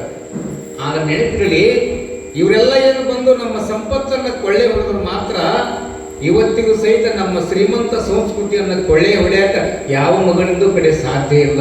ಅಷ್ಟು ಶ್ರೀಮಂತವಾದ ಸಂಸ್ಕೃತಿ ಯಾವುದು ಅಂದ್ರೆ ಅದು ನನ್ನ ಭಾರತ. ನೋಡ್ರಿ ಎಷ್ಟು ಚಂದ ಗಾಳಿ ಸಾಕಟ್ಟಿದೆ. ಮೌನ ಮಲ್ಲಿಕಾರ್ಜುನ ಯೋಗಿ ವರೆಣ್ಯರ ಅನುಷ್ಠಾನದ ಕರ್ಮಭೂಮಿಯಾಗಿರ್ತಕ್ಕಂಥ ಈ ಕ್ಷೇತ್ರದಲ್ಲಿ ಇಷ್ಟು ಆನಂದವಾಗಿ ಯಾಕೆ ಅಂತ ಹೇಳ್ರಿ. ಇಲ್ಲಿ ಬಂದು ಕುಂದ್ರೆ ಯಾಕೆ ಆನಂದ ಆಗತ್ತೆ ಹೇಳ್ರಿ? ಅದ ನಮ್ಮ ಮನೆ ಕುತ್ಕೊಂಡು ಇಷ್ಟು ಆನಂದ ಸಿಗುತ್ತೆ? ಎಷ್ಟು ಪ್ಯಾನ ಹಚ್ಚಿದ್ರೆ ಆನಂದ ಬರುತ್ತೇವೋ ಹೇಳ್ರಿ. ಬಯಲಿನಲ್ಲಿ ಬಯಲಾಗಿರ್ತಕ್ಕಂಥವರ ತತ್ವಿಚಾರಗಳನ್ನ ಈ ಮಹಾಬೈಲಲ್ಲಿ ಕುತ್ಕೊಂಡು ಕೇಳ್ತಕ್ಕಂಥ ಭಾಗ್ಯ ಸಿಕ್ಕಿತ್ತು. ಅದಕ್ಕೆ ಬರೀತಾರೆ, ಇನ್ನೇಸು ಕಾಲಕ್ಕೆ ಸಿಗದು ಈ ಮಾನಸ ಜನ್ಮ ಈ ಶಿವಸಮಯ ಅಂತ ಬರೀತಾರೆ. ಮತ್ತೆ ಯಾವಾಗ ಸಿಗ್ತದೋ ಗೊತ್ತಿಲ್ಲ. ಈ ಅನುಗ್ರಹ, ಈ ಆಶೀರ್ವಾದ, ಈ ಪ್ರಸಾದ, ಈ ಗುರುಗಳ ದರ್ಶನ ಭಾಗ್ಯ ಸಿಕ್ಕಿದ್ದು ಇದು ಈ ಜನ್ಮದ ಪುಣ್ಯ ಅಲ್ಲ ತಾಯಿ ಅಂದ್ರೆ, ಇದು ಜನ್ಮ ಜನ್ಮಾಂತರದ ಪುಣ್ಯದ ವಾಸನೆ ಇದ್ದವರಿಗೆ ಮಾತ್ರ ಮೌನ ಮಲ್ಲಿಕಾರ್ಜುನ ಅಪ್ಪಂಗಳವರ ಮಠದ ಅಂಗಡಿಗೆ ಕರ್ಕೊಂಡು ಬಂದು ಕುಂದಿರ್ಸಿದೆ. ಬಂಗಾರದ ಅಂಗಡಿ ಗಾರ್ದಿರೋದಿಲ್ಲ, ನೆನಪಿಟ್ಕೊಂಡು ಚಾದ ಅಂಗಡಿ ಗಾರ್ದಿರ್ತಾವೆ. ಯಾಕೆ? ಬಂಗಾರ ಕೊಡುವಂತ ಶಕ್ತಿ ಬೇಕಲ್ರಿ. ಬಂಗಾರ ಕೊಡುವವರಿಗೆ ಮಾತ್ರ ಅಂದ್ರೆ ಹೇಳಕತ್ತಿದ್ದು, ಯಾರಿಗೆ ಋಣ ಇತ್ತಲ್ಲ ಅವರಿಗೆ ಮಾತ್ರ ಈ ಅಂಗಡಿ ಸಿಗುತ್ತದೆ ಅನ್ನುವಂಥ ಮಾತನ್ನು ತಿಳಿಸ್ತಾ ಇಲ್ಲಿ ನಾಡ ದಾರ್ಶನಿಕರಾಗಿರ್ತಕ್ಕಂಥ ಚನ್ನ ಕವಿಗಳು ಈ ಭಾಗೈಲ ಮಹಾಂತ ಯೋಗಿ ವರೆಣ್ಯರ ಪುಣ್ಯ ಪುರಾಣವನ್ನು ಬರೀಬೇಕಾದ್ರೆ ಈ ಭೂಮಿ ಮೇಲೆ 2 ಮಹಾಕಾವ್ಯಗಳು ಆಗಿ ಹೋಯಿತು ಅಂತ ಬರೀತಾರೆ. ಯಾವ ಮಹಾಕಾವ್ಯಗಳು? ರಾಮಾಯಣ, ಇನ್ನೊಂದು ಮಹಾಭಾರತ. ರಾಮಾಯಣದ ಕಾಲಘಟ್ಟ ತ್ರೇತಾಯುಗ ಅಂತ ಹೇಳಿದೆ ನಿಮಗೆ. ಮಹಾಭಾರತದ ಕಾಲಘಟ್ಟ ಯಾವುದು ತಾಯಿ ಅಂದ್ರೆ ಶರಣ ಬಳಗ ಅಂದ್ರೆ ದ್ವಾಪರ ಯುಗ. ನಾವಿರುವುದು ಯಾವುದಿದು? ಕಲಿಯುಗ. ತ್ರೇತಾಯುಗದ ರಾಮಾಯಣ, ಮಹಾಭಾರತದ ದ್ವಾಪರ ಯುಗದ ಈ ಪುಣ್ಯ ಪರಿಸರದಲ್ಲಿ ಈ ಕಲಿಯುಗದಲ್ಲಿ ಸಹಿತ ಎರಡೂ ಗ್ರಂಥಗಳು ಯಾಕೆ ಪೂಜೆಗೊಳ್ಳಾಕತ್ತೇವು ಅಂದ್ರೆ ಆದರ್ಶ ಮತ್ತು ತ್ಯಾಗಗಳು ಅದರಲ್ಲಿ ಇರುವುದರಿಂದ ಇವತ್ತಿಗೂ ಸಹಿತ ಎರಡೂ ಗ್ರಂಥಗಳು ಭೂಮಿಯೊಳಗೆ ಪೂಜೆಗೊಳ್ಳಾಕತ್ತೇವೆ. ಎಷ್ಟು ಮಂದಿ ಕವಿಗಳಾಗಿ ಹೋಗಿದ್ರು ಅಂದ್ರೆ ರನ್ನ, ಜನ್ನ, ಪರಿಹರ, ರಾಘವಾಂಕ, ಕುಮಾರವ್ಯಾಸ, ಭೀಮಕವಿ, ಪಾಲ್ಗುರುಕಿ ಸೋಮನಾಥರು, ಕುಮಾರವ್ಯಾಸರು ಎಂಥವ್ರು. ರನ್ನ ಹೆಂತಾವ, ಪಣ್ಣ ಹೆಂತಾವ, ಪಂಪ ಹೆಂತಾವ, ಹರಿಹರ, ರಾಘವಾಂಕರು ಜನಿಸ್ತಕ್ಕಂಥ ಭರತ ಪುಣ್ಯ ಭೂಮಿ ಅದು ನನ್ನ ಭಾರತ. ಏನದ ರಾಮಾಯಣದೊಳಗೆ ನಿಮ್ಗೆಲ್ಲರಿಗೂ ಗೊತ್ತು. ರಾಮನಿಗೆ ವನವಾಸ ಆಗ್ತದೆ, ಯಾರಿಗೂ ಗೊತ್ತಿಲ್ಲ ಹೇಳಿ. ರಾಮನಿಗೆ ವನವಾಸ ಆಗ್ತದ. ರಾಮನ ಹೆಂಡತಿ ಯಾರು? ಸೀತೆ. ಸೀತೆನೂ ಹೋಗ್ತಾಳ ಹಿಂದೆ. ರಾಮ ಮತ್ತು ಸೀತೆಯನ್ನು ಇನ್ನೊಬ್ಬರು ಹೋಗ್ತಾರೆ, ಯಾರು? ಲಕ್ಷ್ಮಣ. ಗಮನಿಸಬೇಕು. ಯಾಕೆ ರಾಮಾಯಣ ಇಂದಿನ ದಿನದಕ್ಕೂ ಪ್ರಸ್ತುತ ನಮಗೆ ಅಂತಂದ್ರೆ ಅಣ್ಣನ ದುಃಖದಲ್ಲಿ ಭಾಗಿಯಾದವನ ತಮ್ಮನ್ನು ನೋಡಿರಿ ಕಲಿಯುಗದೊಳಗೆ. ಅಣ್ಣನ ದುಃಖದಲ್ಲಿ ನಾನು ಭಾಗಿಯಾಗ್ತೀನಿ ಅಂತವ್ರು ಅದಾರೇನು ಈ ಭಾರತದೊಳಗ, ಈ ಕಲಿಯುಗದೊಳಗ. ಆದ್ರೆ ತ್ರೇತಾಯುಗದಲ್ಲಿ ಇದು ಸಾಧ್ಯ ಆಯ್ತಂತ ಆದರ್ಶ ಆಗ್ತದೆ ರಾಮಾಯಣ ಅಂತ ಬರೀತಾರೆ. ಯಾರು ಈ ರಾಮಾಯಣವನ್ನು ಬರೆದವರು? ಯಾರು? ವಾಲ್ಮೀಕಿ ಮಹರ್ಷಿಗಳು ಬರೀತಾರೆ. ರಾಮಣಿಯಿಂದ ಹೆಂಡತಿ ಹೋಗೋದು ಸಹಜ, ಸತಿಧರ್ಮ ಅದು. ನನಗೆ ಎಲ್ಲಿ ರಾಮ ಇರ್ತಾನೆ ಅದು ನನಗೆ ಅಯೋಧ್ಯ ಅಂತ ಹೋದು. ಆದ್ರೆ ಅಣ್ಣನ ಹಿಂದೆ ಕಷ್ಟದ ಹೆಜ್ಜೆಗಳಿರುವಂತಹ ಲಕ್ಷ್ಮಣ, ಅದು ತ್ಯಾಗ. ಇನ್ನೊಂದು ಅದಕ್ಕಿಂತ ಮುಖ್ಯವಾದ ತ್ಯಾಗದೆ ಆಗ ತಾನು ಹೊಸದಾಗಿ ಮದುವೆ ಆಗಿತ್ತು. ಲಕ್ಷ್ಮಣನ ಹೆಂಡತಿ ಹೆಸರು ಏನ್ರಿ? ಯಾರಿಗೆ ಗೊತ್ತದ? ಊರ್ಮಿಳ. ಊರ್ಮಿಳ ಅಂದ್ರೆ ಏನು ಗೊತ್ತೇನು? ಅತಿ ಸುಂದರವಾಗಿರ್ತಕ್ಕಂಥವ್ರು ಅಂತ. ಆ ಶಬ್ದದ ಅರ್ಥದ ಹಿನ್ನೆಲೆ ಹಿಂಗಿದೆ. ಊರ್ಮಿಳ ಅಂದ್ರೆ ಸೀತೆಗಿಂತಲೂ ಸುಂದರವಾಗಿರ್ತಂತೆ ಊರ್ಮಿಳ. 3 ಮಂದಿ ಹೊಂಡರು ಅರಣ್ಯಕ್ಕೆ. ರತ್ನ ಗಂಬಳಿ ಇಲ್ಲ, ಕೈಯೊಳಗ ಮೃಷ್ಟಾನ ಭೋಜನಂತೂ ಮೊದಲೇ ಇಲ್ಲ. ಗುಡ್ಡವನ್ನ ಸೇರಿ ಗಡ್ಡ ಗೆಣಸುಗಳನ್ನು ತಿಂದು 14 ವರ್ಷಗಳ ಕಾಲ ತಂದೆಯ ಆಜ್ಞೆಯನ್ನು ಪಾಲಿಸಲಿಕ್ಕೆ ರಾಮನು ಪುನಃ ಹೆಜ್ಜೆ ಇಟ್ಟ ಪುಣ್ಯ ಭೂಮಿ ಅದು ನನ್ನ ಭಾರತ ಅಂತ ಬರೀತಾರೆ ಚೆನ್ನ ಕವಿಗಳು. ಅದು ನನ್ನ ಭಾರತ. ಹೊಂಟ್ರು 3 ಮಂದಿ ಹೊಂಟ್ರು. ಲಕ್ಷ್ಮಣ ಹೊಸದಾಗಿ ಮದುವೆಯಾಗಿದ್ದ. ಊರ್ಮಿಳನ್ನು ನೋಡಿ ಸೊನ್ನೆ ಮಾಡಿದ್ನಂತ, ನೀನು ಬರ್ತೀಯೇನು ವನವಾಸಕ್ಕೆ ಅಂದ. ಯಾರಿಗೆ? ಹೆಂಡತಿ. ಪ್ರೇಮ ಕಾಮಗಳು ತುಂಬಿರುವ ಶರೀರವಿದು, ಬರ್ತೀಯೇನು? 14 ವರ್ಷ ಬಿಟ್ಟು ಹೋಗ್ಬೇಕಲ್ರಿ ಹೆತ್ತಿನ. ಗಮನಿಸ್ಬೇಕು ತಾಯಂದ್ರೆ. ಲಕ್ಷ್ಮಣನ ಹೆಂಡತಿ ಹೇಳ್ತಾಳ, ನೋಡ್ರಿ ನೀವೀಗ ಅಣ್ಣನ ಕಷ್ಟದಲ್ಲಿ ಭಾಗಿಯಾಗ್ಕೊಂತೀರಿ, ಹೌದಾ? ಅತ್ತಿಗೆಯ ಕಷ್ಟದಲ್ಲಿ ನೆರವಾದಂತ ಹೊಂತೀರಿ, ಹೌದಾ?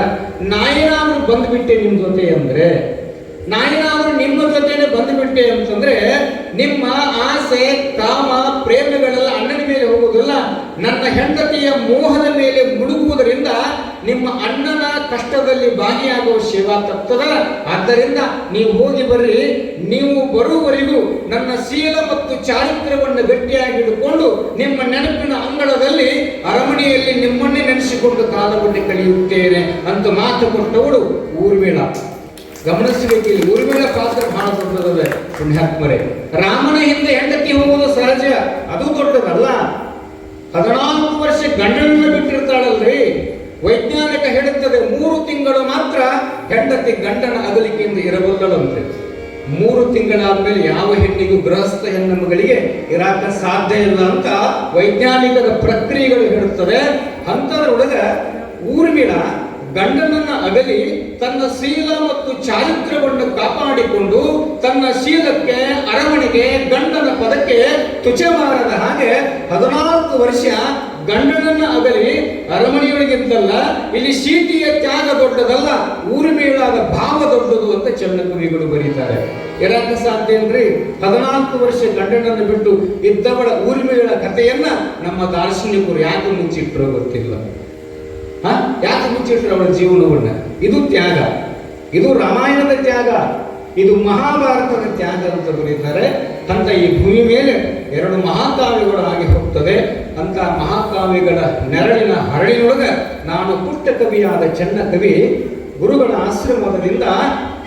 ಆಶೀರ್ವಾದದ ಬಲದಿಂದ ಬಾಲಲೀಲ ಮಹಂತ ಯೋಗಿ ವರೆಣ್ಯರು ಅನ್ನುವಂಥ ಶಿವಯೋಗದ ಸಾಮ್ರಾಜ್ಯದ ಧೀಮಂತ ದೊರೆಗಳ ಪುರಾಣವನ್ನು ಬರೀಲಿಕ್ಕೆ ನಾನು ಬರೆಯಕತ್ತಿಲ್ಲ, ನನ್ನೊಳಗ ಸದ್ಗುರು ಕುಳಿತುಕೊಂಡು ಬರೆಸುತ್ತಿದ್ದಾಳೆ ಅಂತ ಬಹಳ ಕಿಂಕರದಿಂದ ಶಂಕರತ್ವದ ಅಡಿಗೆ ಬಂದು ಇಂದಿನ ಪುರಾಣದ ನುಡಿಗಳನ್ನು ಚೆನ್ನ ಕವಿಗಳು ಲೋಕಾರ್ಪಣೆಯನ್ನು ಮಾಡ್ತಾರೆ. ಪುಣ್ಯಾತ್ಮರೇ, ಆ ಕವಿಗಳ ನುಡಿಗಳನ್ನು ಕೇಳುವುದೇ ನಮ್ಮೆಲ್ಲರ ಭಾಗ್ಯ ಅನ್ನುವಂಥ ಮಾತನ್ನು ತಿಳಿಸ್ತಾ ಕವಿಗಳು ಏನನ್ನ ಹೇಳ್ತಾರೆ ಅನ್ನುವಂಥ ಪೂರ್ವದಲ್ಲಿ ಒಂದು ಗೀತೆಯನ್ನು ಗವಾಯಿಗಳು ವಚನವನ್ನು ಹಾಡಿದ ನಂತರ ಇಂದಿನ ಪುಣ್ಯ ಪುರಾಣದಲ್ಲಿ ನಾವೆಲ್ಲರೂ ಕೂಡ ಪ್ರವೇಶವನ್ನು ಪಡೆದುಕೊಳ್ಳೋಣ ಅನ್ನುವಂಥ ಮಾತನ್ನು ತಿಳಿಸ್ತಾ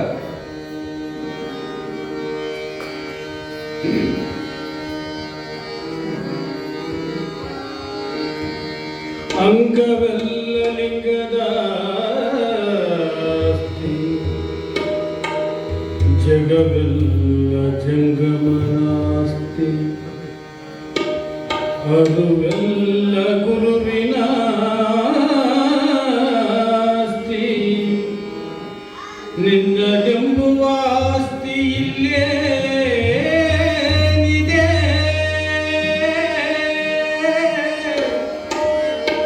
ನಿನ್ನದೆಂಬ ಆಸ್ತಿ ಇಲ್ಲೇ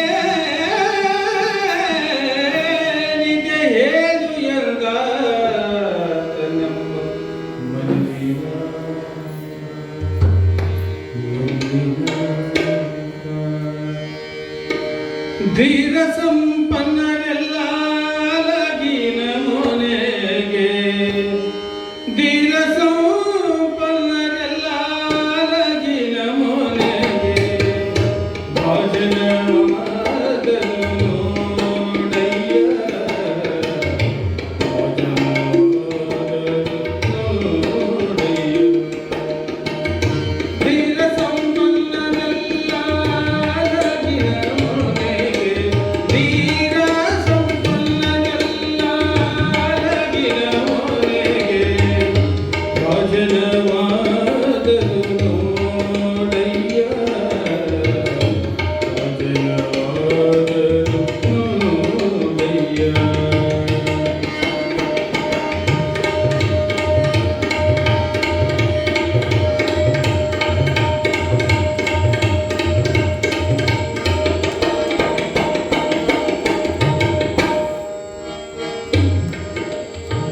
ಧನ ಸಂಪನ್ನರೆಲ್ಲ ರಾಜರಿಗೆ, ಧನ ಸಂಪನ್ನರೆಲ್ಲ ರಾಜರಿಗೆ, ಭಾಜನವಾದರು ನೋಡಯ್ಯ,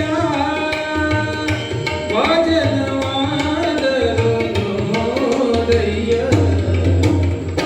ಧೀರ ಸಂಪನ್ನರೆಲ್ಲ ಲಗಿನ ಮೊರೆಗೆ, ಧೀರ ಸಂಪನ್ನರೆಲ್ಲ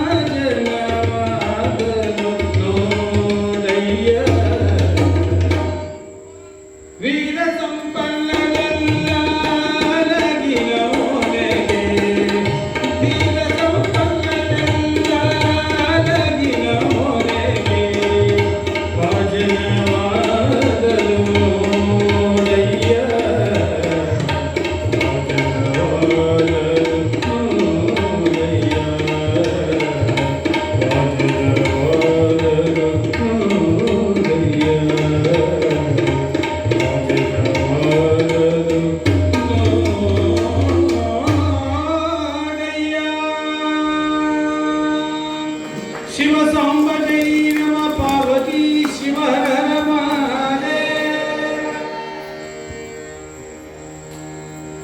ಎರಡನೇ ಸಂಧಿ ಒಳಗ ಚಂಡ ಕವಿಗಳು ಬೈರಾಗ ಭೈರವಿ ರಾಗದೊಳಗ ಪ್ರಸ್ತುತಪಡಿಸ್ತಾ ಇದ್ದಾರೆ. ಈ ನುಡಿಗಳನ್ನು ಕೇಳಿದ ನಂತರ ಪುರಾಣದಲ್ಲಿ ಪ್ರವೇಶ ಮಾಡಿ. ಮೆರವಾಲ ಮಟ್ಟಿಯೋ ಧರಣಿ ಕಚ್ಚರಿಸಿ ಗುರುಮಾಂತ ಚರೇಂದ್ರನೆಯೋ ಜಿನನಾಗಿ ವರಶಿಸು ಮಹಂತ ನವತರಿಸಿದರಂ ಘನಸತಿಯು ಪರಮ ಸಂಕಲ್ಪದಂತೆ ವೇದ ವೇದಾಂತ ಗಮಗಳಿಗಾವನ ದಿವ್ಯ ಪಾದ ಮಹಿಮೆಗಳು ಚರಮಾವನಂ ಜಗದೋಳವತರಿಸಿದನ ಪಾದ ನಿಮಿತ್ತವಾಗಿ ರವಿಸುವವನಾಂ ನಂಬಿ ನುತಿಸುವವನಾಂ ನಾದ ಸುನಾದದಿಂ ಶಿವಯೋಗಿ ವರನು ರಾಗದಿಂ ಪಟಿಪೇಲಿತ ಸುಗಿಸುವ ವರಾಗದಂ ವಾದಿ ಪಶುಗಳಿಗೆ ಪರಿಯಲಿಪನ ಸಾಂಬನಂ ಅವತರಿಸಿದನು ಭುವಿಯೋ ವಸುಮತಿ ವಲಯದೋ ಮೆರೆವ ಭಾರತ ಮಾತೆಗಳುವೆನಿಸಿ ಗೋದಾವರಿ ಪುಣ್ಯ ನದಿಯಿಂದ ಮಿಸುಪ ಕಾವೇರಿಯ ತರಂಗಿಣಿಯ ಪರ್ಯಂತಮಾಗಿ ವಿಸ್ತೀರ್ಣ ಮೆರಸಿ ಅಸಹಾಯ ಮಾರ್ಗದೋ ವೀರಶೈವ ಧರ್ಮವಂ ಉತ್ತರಿಸಲು ಜಗವ ಬೆಳೆದಲು ಇತಿಹಾಸಂ ಕಂಡಿತು ಈ ಭರತ ಮಾತೆ, ಈ ಭರತ ಮಾತೆ, ಈ ಕನ್ನಡ ನಾಡು.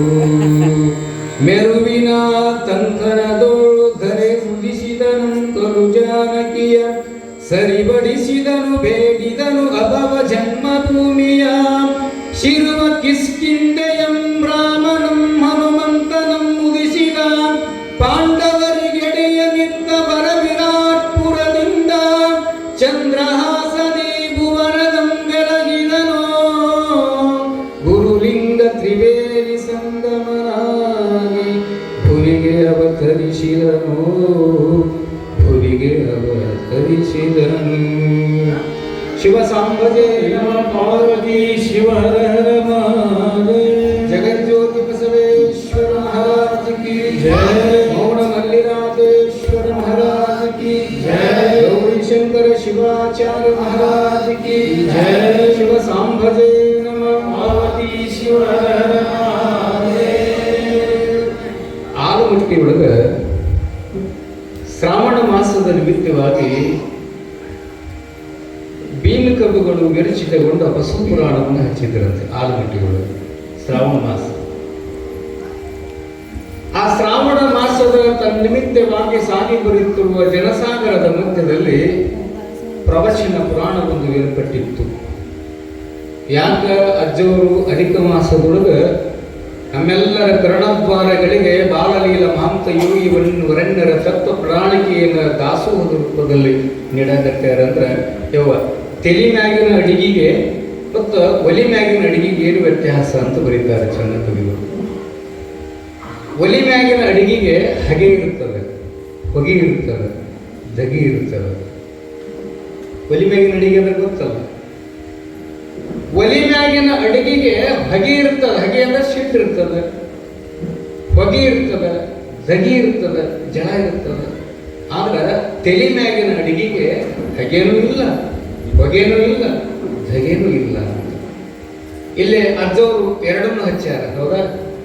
ಮೊದಲ ಒಲಿ ಮ್ಯಾಗಿನ ಅಡಿಗೆ ಹಚ್ಚಾರ, ಅದಾದ ನಂತರ ಮೊದಲ ತೆಲಿ ಮ್ಯಾಗಿನ ಅಡಿಗೆ ಹಚ್ಚಾರ, ಆಮೇಲೆ ಒಲಿ ಮ್ಯಾಗಿನ ಅಡಿಗೆಯನ್ನು ವ್ಯವಸ್ಥೆ ಮಾಡಿ ಇಲ್ಲಿ ಎರಡೂ ನಡೆದರು.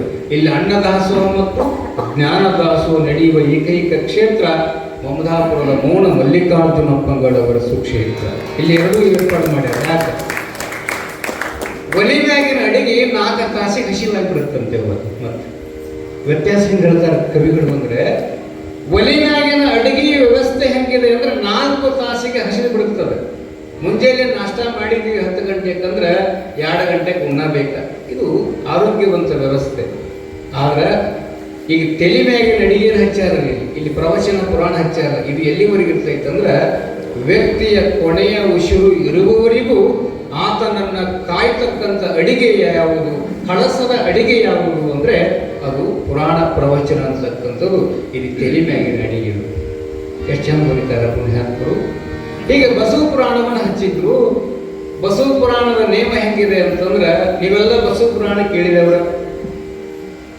ಮೌನ ಮಲ್ಲಿಕಾರ್ಜುನ ಅಪ್ಪಂಗಡವರು ಹಿಪ್ಪರಿಗೆಯ ಶರಣರು ಅಂತಿದ್ರು, ಶಿವರುದ್ರ ಶರಣರು, ಒಳ್ಳೆ ವಾಗ್ಮಿಗಳು.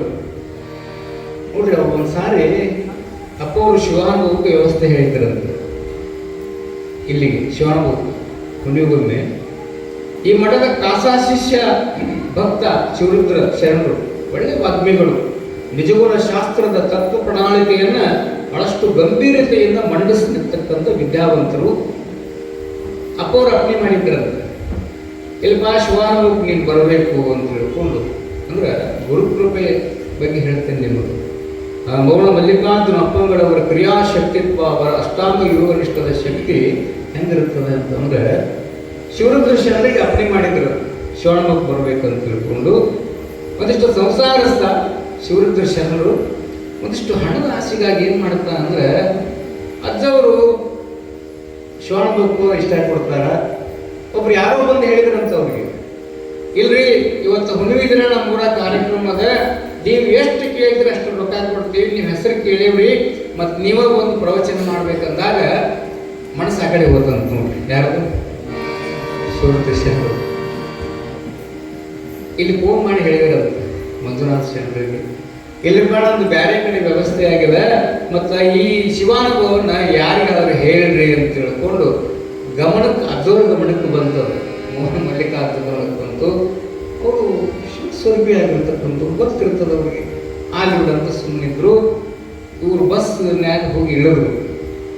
ಕಾರವಾರದ ಹತ್ರ ಒಂದು ಹಳ್ಳಿ, ಕಾರವಾರದ ಹತ್ರ ಒಂದು ಹಳ್ಳಿ, ಅವರು ಕೊಟ್ಟಿರುವಂಥ ಅಡ್ರೆಸ್ ಹೋಗಿ ಇಳಿತಾರ. ಒಂದು ಮನಿನೇ ಇಲ್ಲವಲ್ಲಿ ಕಾರವಾರದ ಹತ್ರ ಹೋಗಿ ಇಳಿತಾರೆ. ಇದು ನಡೆದಿದ್ದು.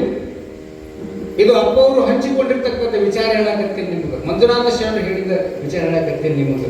ಅಂದ್ರೆ ಗುರುವಿನನ್ನ ಬಿಟ್ಟು ಹೋದ್ವಿ ಅಂತಂದ್ರೆ, ಗುರುವಿನ ಆಜ್ಞೆಯನ್ನು ಪಾಲಿಸಲಿಲ್ಲ ಅಂತಂದ್ರೆ ನಮ್ಗೆ ಏನಾಗ್ತದೆ ಅನ್ನುವಂಥ ನಿದರ್ಶನ ಇದು.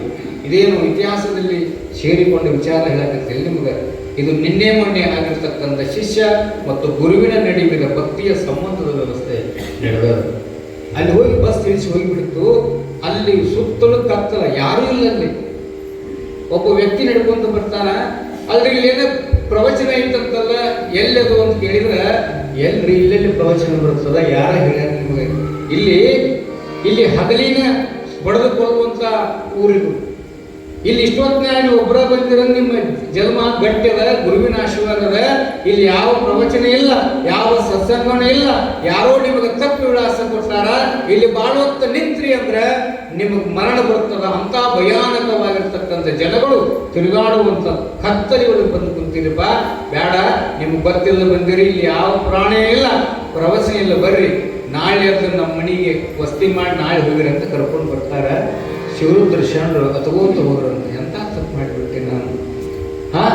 ಸದಾವ ಕಾಲ ನನ್ನ ಬೆನ್ನ ಹಿಂದೆ ನಿಂತು ಆಶೀರ್ವಾದ ಮಾಡುವಂತ ಮೌನ ಮಲ್ಲಿಕಾರ್ಜುನ ಅಪ್ಪಂಗಳವರು, ನನ್ನ ಬದುಕಿಗೆ ಆಧ್ಯಾತ್ಮದ ನೀರನ್ನು ಎರೆದು ಬೆಳೆಸಿದಂತ ಅವರು ಶಿವಾನುಭವಕ್ಕೆ ಹಣದಾಸಿಗೆ ತಪ್ಪಿಸಿ ಬಂದಲ್ಲಂತ ಕಣ್ಣಾಗ ನೀರು ಹಾಕುವಂತ ಆ ಭಕ್ತನ ಮನೆ ಕರ್ಕೊಂಡು ಹೋಗ್ತಾರ. ನೋಡ್ರಪ್ಪ, ಇವತ್ತು ಒಂದಿನ ರಾತ್ರಿ ಇರ್ಲಿ, ಊಟ ಮಾಡ್ರಿ, ಮಲ್ಕೋರಿ ಅಂತ ಊಟ ಮಾಡಿಸಿ ತೆಲುಗು ಹಾಸಿ ಕೊಟ್ಟು ಹಿಂಗೆ ಮಲ್ಕೊಂಡಾಗ ಆ ಭಕ್ತನ ಮನೆಯಾಗ ಹಿಂಗೆ ಮ್ಯಾಲೆ ನೋಡಿದ್ರ ಆ ಭಕ್ತನ ಮನೆಯಾಗ ಯಾರ ಫೋಟೋ ಇರ್ತಂದ್ರೆ ನಮ್ಮ ಗುರುಗಳಾದ ಮೌನ ಮಲ್ಲಿಕಾರ್ಜುನ ಅಪ್ಪಂಗಳವ್ರ ಫೋಟೋ ಇರ್ತದೆ. ಅದನ್ನು ನೋಡಿ ಕಷ್ಟ ತಡ್ಕೊಳಕ್ಕಾಗಿಲ್ಲ ಅವರಿಗೆ. ಯಾರಿಗೆ? ಈಗ ಅವರಿಲ್ಲ, ನಮ್ಮಿಂದ ಮರೆಯಾಗಿದ್ದಾರೆ. ಆದ್ರೆ ಅವರ ಬಾಂಧವ್ಯ ನಡೆದಿರುವ ವೃತ್ತಾಂತವನ್ನು ಶರಣರು ಹೇಳಿದರು. ಆ ಫೋಟೋದ ಮುಂದೆ ನಿಂತು ಕೈ ಮುಗಿ ಕೇಳಿದ್ರಂತೆಪ್ಪ, ನನ್ನ ಕೊನೆಯ ಉಸಿರು ಇರುವವರೆಗೂ ನಿಮ್ಮ ಸೇವೆ, ನಿಮ್ಮ ಮಠದ ಸೇವೆ ತಪ್ಪಿಸುವುದಿಲ್ಲ. ಹಣದಾಸೆಗಾಗಿ ನಾನು ಬಂದು ತಪ್ಪು ಮಾಡಿಬಿಟ್ಟೆ. ಅಂದ್ರೆ ಶಿಷ್ಯ ಏನೇ ತಪ್ಪು ಮಾಡಿದ್ರು ಕ್ಷಮೆಯನ್ನು ಮಾಡ್ತಕ್ಕಂಥ ಶಕ್ತಿ ಯಾರಿಗಿರ್ತೈತೆ ಅಂದ್ರೆ, ಕ್ಷಮಾಗುಣ ಇರ್ತಕ್ಕಂಥ ಗುರು ಯಾರು ಅಂದ್ರೆ ಮೌನ ಮಲ್ಲಿಕಾರ್ಜುನ ಶ್ರೀಗಳವರು ಹಾಕ್ತಾರೆ. ಹಂಗೆ ಆ ಬಸವ ಪುರಾಣವನ್ನು ಹಚ್ಚಿರ್ತಕ್ಕಂಥ ಸಂದರ್ಭದಲ್ಲಿ ಅಲ್ಲಿ ಅನ್ನಪೂರ್ಣವ್ವ ಚನ್ನಮಲ್ಲಿಕಾರ್ಜುನಯ್ಯನಂತ ಹಿರೇಮಠ ದಂಪತಿಗಳು ಆ ಬಸವ ಪುರಾಣವನ್ನು ಕೇಳಾಕ ಬಂದಿರ್ತಾರೆ. ಆ ಬಸವ ಪುರಾಣದಲ್ಲಿ ವಿಷಯ ಏನಿತ್ತು ಅಂದ್ರೆ, ಅಮ್ಮವ್ವೆ ಅನ್ನುವಂಥ ಒಬ್ಬ ಶರಣೆ ಆಗಿ ಹೋಗ್ತಾಳ. ಅಮ್ಮವ್ವೆ ಎಂಥ ಶರಣೆ ಅಂತಂದ್ರೆ, ಅವಳು ಅನುಷ್ಠಾನವನ್ನ ಮಾಡಿ ಶಿವನನ್ನ ಮಗುವಾಗಿ ಪಡ್ಕೊಂಡಿದ್ಲು ಅಂತ. ಯಾಕೆ ಪಡ್ಕೊಂಡಿದ್ಲು ಅಂದ್ರೆ, ಆ ಪುರಾಣದಲ್ಲಿ ಬಂದಿತ್ತಂತ ಶಿವನಿಗೆ ತಂದೆ ತಾಯಿ ಇಲ್ಲ ಅಂತ ಹೇಳಕತ್ತಿದ್ರು. ಅವಳು ವಿಚಾರ ಮಾಡಿದಂತ ಒಮ್ಮೆಮ್ಮೆ, ಶಿವನಿಗೆ ತಂದೆ ತಾಯಿ ಇದ್ರ ತಲೆ ಜಿಡ್ಡು ಗಟ್ಟುವಂತ ಬಿಟ್ಟಿದ್ರೇನು ಪಾಪ. ಎಷ್ಟು ದಿನ ಆಗ್ತೀವಿ ತಲೆಗೆ ನೀರು ಹಾಕೊಂಡಿಲ್ಲ ಶಿವ. ಶಿವನಿಗೆ ತಾಯಿ ಇದ್ರ ಕೊಳ್ಳಾಗ ಹಾವು ಸುತ್ತಾಕಿ ಬಿಡ್ತಿದ್ಲನ ಯಾರಾದ್ರೂ ತಾಯಿ. ಪಾಪ ಶಿವನಿಗೆ ತಾಯಿ ಇಲ್ಲ ಅಂತ ನಂಬಿದ್ಲ. ಶಿವನಿಗೆ ತಾಯಿ ಇದ್ರ ಚಂದನ ಬಟ್ಟೆ ಹಾಕ್ತಿದ್ಲು, ಹುಲಿ ಚರ್ಮ ಹಾಕೊಂಡು ಬೂದಿ ಬಡ್ಕೊಂಡು ಅದಾವಂದ್ರ ತಂದೆ ತಾಯಿ ಆರೈಕೆಯಲ್ಲಿರ್ತಕ್ಕಂಥ ಈ ಮಗುವೆ ನನ್ನ ಗರ್ಭದಲ್ಲಿ ಜನಿಸಬೇಕಂತ ತಿಳ್ಕೊಂಡು ಅಮ್ಮವ್ವೆ ಅನ್ನುವಂಥ ಶರಣೆ ಶಿವನಿಂದ ಅನುಷ್ಠಾನವನ್ನು ತಪಸ್ಸನ್ನು ಮಾಡಿ ಶಿವ ಬಂದು ಕೇಳಿದಾಗ, ಯಪ್ಪ ನಿನಗೇನು ತಾಯಿ ಇಲ್ಲಂತ ಪುರಾಣದಾಗ ಹೇಳ್ಯಾರ, ನಿನ್ನ ಎರೆದು ಸ್ವಚ್ಛ ಮಾಡಿ ನಿನಗೆ ಮಡಿ ಬಟ್ಟಿ ಹಾಕಿ ಕೊಳ್ಳಾಗಿನ ಹಾವು ತೆಗೆದೋಗದು ನಿನಗೆ ಸುಂದರವಾದ ಭಸ್ಮ ಹಚ್ಚಿ ನೀ ನನ್ನ ಮಗುವಾಗಿ ಹುಟ್ಟಿ ಬರಬೇಕಂತ ಕೇಳಿಕೊಂಡಾಗ ಅಮ್ಮವ್ವಿಯ ಮುಗ್ಧ ಭಕ್ತಿಯನ್ನು ಕಂಡಿರ್ತಕ್ಕಂಥ ಪರಮಾತ್ಮ ಇದು ಒಂದು ಪ್ರಯತ್ನ ನಡೀಲಿ ಅಂತ ತಿಳ್ಕೊಂಡು ಅವಳ ಗರ್ಭದಲ್ಲಿ ಶಿಶುವಾಗಿ ಜನಿಸಿದ ಪರಮಾತ್ಮ ಅಂತ ವಿಷಯ ಬಂತು. ಇಲ್ಲಿ ಹಿರೇಮಠದ ಮಲ್ಲಿಕಾರ್ಜುನಯ್ಯ ಅನ್ನಪೂರ್ಣಿ ಅಂತಕ್ಕಂಥ ದಂಪತಿಗಳಿಗೆ ಮಕ್ಕಳಾಗಿದ್ದಿಲ್ಲ.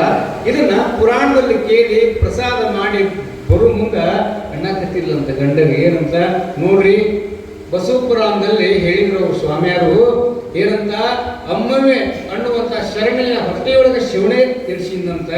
ಅವರೆಲ್ಲ ಭಾಗ್ಯವಂತರು. ನನ್ನಂತ ಬಂಜಿ ಹೊಟ್ಟೆಯಲ್ಲಿ ಪರಮಾತ್ಮ ಯಾವಾಗ ಹುಡ್ತಾನೆ ಏನು, ನನ್ನ ತಾಯ್ತನದ ಎದೆಭಾರವನ್ನು ಎನಿಸ್ತಕ್ಕಂಥ ಪರಮಾತ್ಮ ಯಾವ ಹುಡ್ತಾನೆ ಏನು, ನಮ್ಮಂಥವ್ರಿಗೆ ಹುಟ್ಟಬೇಕು ಪಾಪಿಗಳು ಅಂತ ಅನ್ಕೋತ ಮಣಿಗೆ ಬರ್ತಾಳೆ. ಪುಣ್ಯಾತ್ಮರೇ ನೆನಪಿರಲಿ, ಗುರುಕೃಪೆ ಅಂತಕ್ಕಂಥದ್ದು ಎಷ್ಟು ದೊಡ್ಡದು ಅಂತಂದ್ರೆ, ಅಂತ ಸದ್ಭಕ್ತರಾಗಿರ್ತಕ್ಕಂಥ ಅನ್ನಪೂರ್ಣೆ ಮತ್ತು ಮಲ್ಲಿಕಾರ್ಜುನಯ್ಯ ಅಂತಕ್ಕಂಥ ಆಲಮಟ್ಟಿಯ ಹಿರೇಮಠದ ಜಂಗಮ ಮೂರ್ತಿಗಳಾಗಿರ್ತಾರೆ. ಅವರಿಗೆ ಮಕ್ಕಳಾಗಿರುವುದಿಲ್ಲ. ಮಕ್ಕಳಾಗದೇ ಇರ್ತಕ್ಕಂಥ ಸಂದರ್ಭದಲ್ಲಿ ಅವರಿಗೆ ಮುಂದೆ ಯಾವ ರೀತಿ ಮಕ್ಕಳಾಗ್ತದೆ, ಆ ಮಗು ಯಾರು, ಅವರು ಆ ಮಗುವನ್ನು ಪಡೆಯಲಿಕ್ಕೆ ಏನು ವ್ರತವನ್ನು ಮಾಡ್ತಾರೆ, ಆ ಮಗುವಿಗೆ ಜೋಡಿಗೆಯಲ್ಲಿರ್ತಕ್ಕಂಥ ಶಿಶುವನ್ನು ಹೇಗೆ ನೀಡ್ತಾರೆ ಎನ್ನುವಂಥ ವಿಚಾರಗಳನ್ನು ಬಹುಶಃ ನಾಳಿನ ಪುರಾಣದಲ್ಲಿ ನಾವು ನೀವೆಲ್ಲರೂ ಆಲಿಸೋಣ ಅಂತಕ್ಕಂಥ ಮಾತನ್ನು ತಿಳಿಸ್ತಾ ಪೂಜ್ಯರ ಅಪ್ಪಣೆಯನ್ನು ಪಡೆದುಕೊಂಡು ಈ ಪುರಾಣದಲ್ಲಿ ತೊಟ್ಟಲ ಕಾರ್ಯಕ್ರಮ ಬರುತ್ತದೆ. ಒಂದು ತೊಟ್ಟಲ ಕಾರ್ಯಕ್ರಮ, ಇನ್ನೊಂದು ಪಟ್ಟಾಧಿಕಾರ ಕಾರ್ಯಕ್ರಮ ಮಾತ್ರ ನಡೀತವೆ.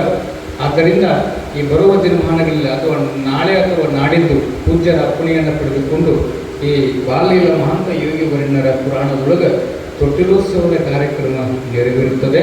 ಅಂತ ತೊಟ್ಟಿಲೋತ್ಸವದ ಕಾರ್ಯಕ್ರಮದಲ್ಲಿ ತಾವು ಕೂಡ ಭಾಗಿಯಾಗಿ, ಇವತ್ತು ಅಪ್ಪವ್ರಿಗೆ ಹೇಳಿದೆ, ಅಪ್ಪವ್ರು ಅಪ್ಪಣೆ ಮಾಡಿದ್ದಾರೆ. ಏನು ಮಾಡಿದ್ದಾರೆ ಅಂದ್ರೆ, ಬಾಳಿ ಕಂಬದ ದಿಂಡಿನಿಂದ ತೊಟ್ಟಲ ಮಾಡೋಣ ಅಂತ ಅಪ್ಪವ್ರು ಅಪ್ಪಣೆ ಮಾಡಿದ್ದಾರೆ. ಯಾಕಂದ್ರೆ ಸೃಷ್ಟಿಯ ಮಧ್ಯದಲ್ಲಿ ಶಿಶು ಒಂದು ಜನಿಸಿ ಬರುತ್ತದೆ.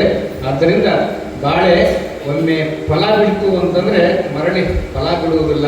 ಹಂಗ ಶಿಶುವಾಗಲಿ ಶಶಿಯಾಗಲಿ ಭವಕ್ಕೆ ಬಂದಿರತಕ್ಕಂಥ ಶಿಶು ಒಮ್ಮೆ ಭೂಮಿಗೆ ಬಂದು ಮುಕ್ತಿಯನ್ನು ಪಡ್ಕೊಳ್ಳುವಂಥ ವ್ಯವಸ್ಥೆ ಇರೋದ್ರಿಂದ ಕೂಡ ಅವರ ದೂರದೃಷ್ಟಿ ಹೆಂಗೆ ಅಂದರೆ, ಬಾಳೆ ಕಂಬದ ದಿಂಡಿನೊಳಗೆ ತೊಟ್ಟೆಲ ಮಾಡಿ ಯಾಕೆ ಮಲಗಿಸಿದ್ರು ಅಂದರೆ, ಮನುಷ್ಯನು ಕೂಡ ಹಾಗೆ ಒಮ್ಮೆ ಬಂದ ಅಂದರೆ ಮತ್ತೊಮ್ಮೆ ಭವಕ್ಕೆ ಬರಬಾರ್ದಂತ ಗುರುಮುಕ್ತಿ ಪಡ್ಕೊಂಡು ಹೋಗ್ತಾನೆ.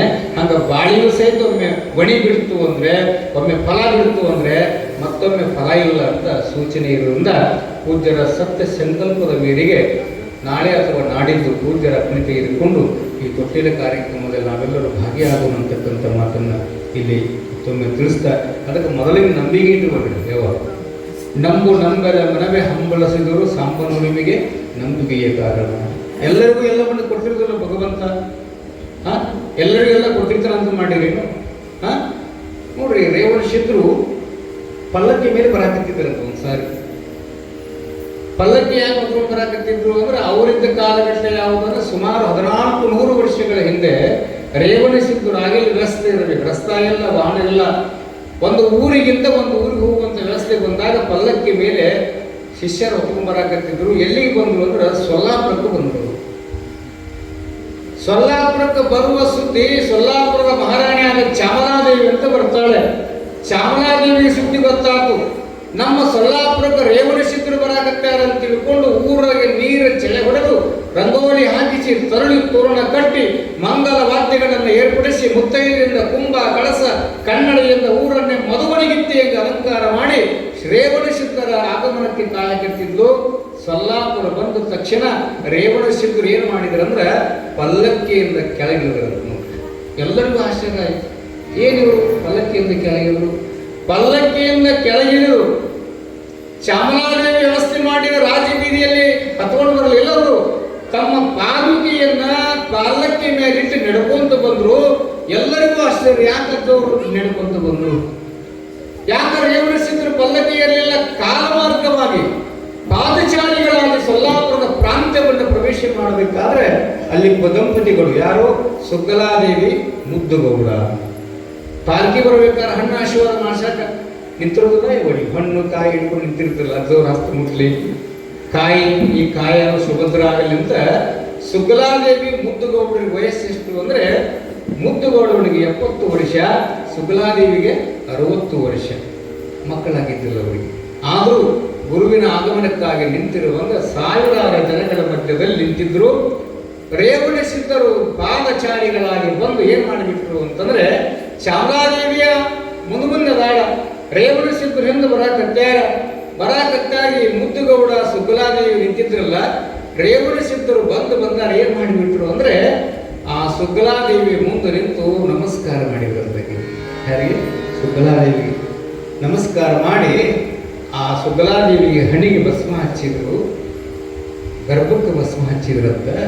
ಅವಾಗ ಯಪ್ಪ, ನೀವು ತಪಸ್ವಿಗಳು, ಅಷ್ಟಾಂಗ ಯೋಗ ನಿಷ್ಠರಾಗಿರ್ತಕ್ಕಂಥ ಅಲೌಕಿಕ ಪ್ರಪಂಚದಲ್ಲಿ ಓಡಾಡುವ ಶಿವಯೋಗಿ, ನಾನು ಲೌಕಿಕ ಹೆಣ್ಣುಮಗಳು, ಇಡೀ ಊರು ಜನ ನೋಡಕತ್ತೇರಪ್ಪ, ನನ್ನಂತ ಪಾಮರನಾಗಿರ್ತಕ್ಕಂಥ ನನಗೆ ನಮಸ್ಕಾರ ಮಾಡಕತ್ತಿಯಲ್ಲಪ್ಪ, ಹಂಗೆ ಮಾಡಬೇಡಪ್ಪ, ನನಗ್ಯಾಗ ನಮಸ್ಕಾರ ಮಾಡ್ತೀಯೋ ತಂದೆ ಅಂತ ಹೊಳ್ಳಿ ನಮಸ್ಕಾರ ಮಾಡಕ್ಕೆ ಹೋದಾಗ ರೇವಣ ಸಿದ್ಧ ಹೇಳಿದ್ರಂತ, ಏ ತಾಯಿ, ನಾನು ನಮಸ್ಕಾರ ಮಾಡಕತ್ತಿದ್ದು ನಿನಗಲ್ಲ, ನಿನ್ನ ಗರ್ಭಕ್ಕೆ ಅಂದ್ರಂತ.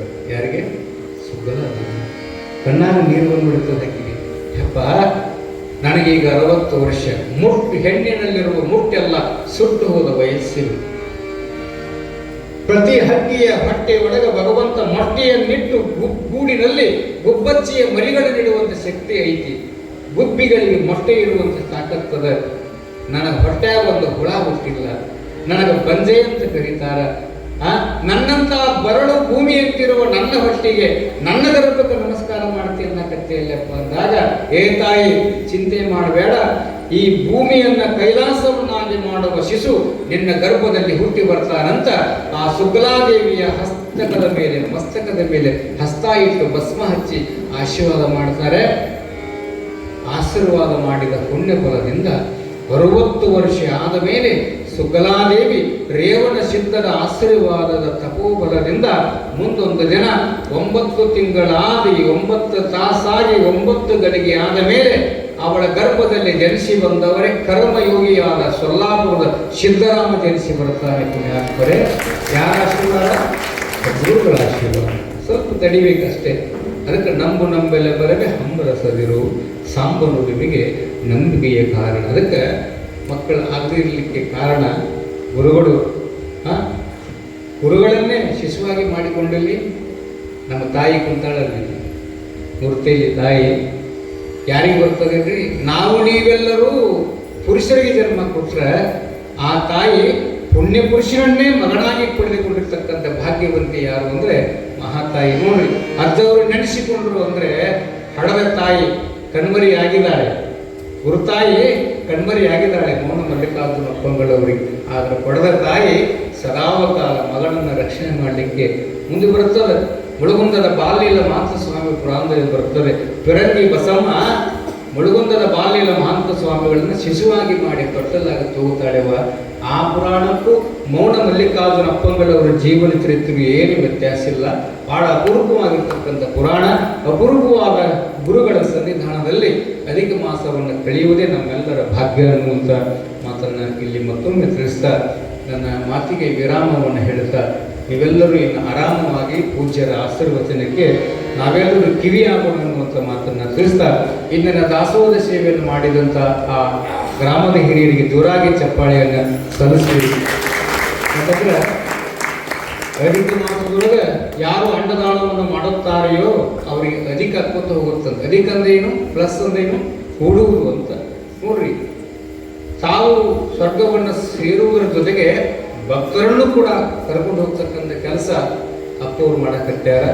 ಈ ಪುಣ್ಯ ಪರ್ವ ಕಾಲದಲ್ಲಿ ಯಾರು ದಾನವನ್ನು ಮಾಡುತ್ತಾರೋ, ಧರ್ಮವನ್ನು ಮಾಡುತ್ತಾರೋ ಅವರ ಪ್ರಪಂಚದಲ್ಲಿ ಬರುವ ಎಲ್ಲ ಕಷ್ಟಗಳನ್ನು ದೂರ ಮಾಡಿ ಬರೋ ವರ್ಷದಲ್ಲಿ ಅವ್ರೇನು ಸಂಕಲ್ಪ ಮಾಡಿ ಪ್ರಸಾದ ಮಾಡ್ಯಾರ, ಏನು ಸಂಕಲ್ಪ ಮಾಡಿ ಪುರಾಣಿಕಳಾಕತ್ಯಾರ, ಏನು ಸಂಕಲ್ಪ ನೆರವೇರಲಿ ಅಂತ ತಿಳ್ಕೊಂಡು ಗುರುವಿನ ಅಡಿಗೆ ಕುಡಿಯಾಳಾಗಿ ಬಂದಾರ, ಅವೆಲ್ಲವೂ ಇಷ್ಟಾರ್ಥಗಳನ್ನು ಸದ್ಗುರುಗಳು ನೆರವೇರಿಸಲಿ ಎನ್ನುವಂಥ ಮಾತನ್ನು ತಿಳಿಸ್ತಾ, ಇಂಥ ಅಧಿಕ ಮಾಸದಲ್ಲಿ ನಮ್ಮ ಗೌರಿಶಂಕರ ಶಿವಾಚಾರ್ಯ ಮಹಾಸ್ವಾಮಿಗಳು ಕೂಡ ಒಂದು ಪರ್ವ 48 ದಿನಗಳ ಕಾಲ ಮೌನಾನುಷ್ಠಾನವನ್ನು ಕೈಗೊಂಡಿದ್ದು ಅದು ಲೋಕ ಕಲ್ಯಾಣಕ್ಕಾಗಿ ಮತ್ತೇನು ಅನ್ನುವಂಥ ಮಾತನ್ನು ತಿಳಿಸ್ತಾ, ಅಂತ ಉಭಯ ಪೂಜ್ಯರ ಸಮ್ಮುಖದಲ್ಲಿ ಬಾಲಿಲ ಮಹಂತ ಏಗುವನ್ನರ ಪುರಾಣದಲ್ಲಿ ನಾಳಿನ ದಿನ ಅವರ ತಂದೆ ತಾಯಿಗಳು ಅನ್ನಪೂರ್ಣೇಶ್ವರಿ ಮಲ್ಲಿಕಾರ್ಜುನವರಿಗೆ ಯಾವ ಶಿಶು ಯಾರು ದೊರಕಿಸ್ತಾರೋ ಅವರೇನು ಅಯೋನಿಗರೋ ಅಥವಾ ಗರ್ಭದಿಂದ ಬಂದವರು ಅನ್ನುವಂಥ ಬಹಳಷ್ಟು ವಿಚಾರವಾದಿಗಳನ್ನು ನಾಳಿನ ಚನ್ನಕವಿಗಳ ಪುರಾಣದಲ್ಲಿ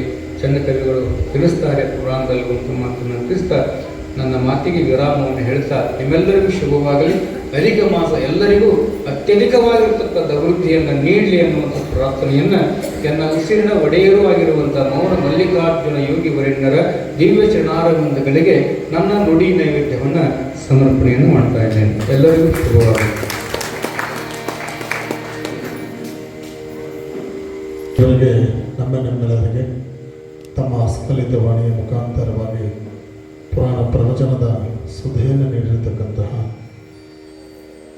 ಹದುಲ ಹೃದಯದ ಪೂಜ್ಯರಾಗಿರತಕ್ಕಂತಹ ವೀರೇಶ್ ಶಾಸ್ತ್ರೀಜಿಯವರು ಚರಂತ ಮಠರವರಲ್ಲಿ ಅನಂತ ಕೃತಜ್ಞತಾಪೂರ್ವಕ ಶರಣಾರ್ಥಿಗಳನ್ನು ಸಲ್ಲಿಸ್ತಾ ಇದ್ದೇನೆ.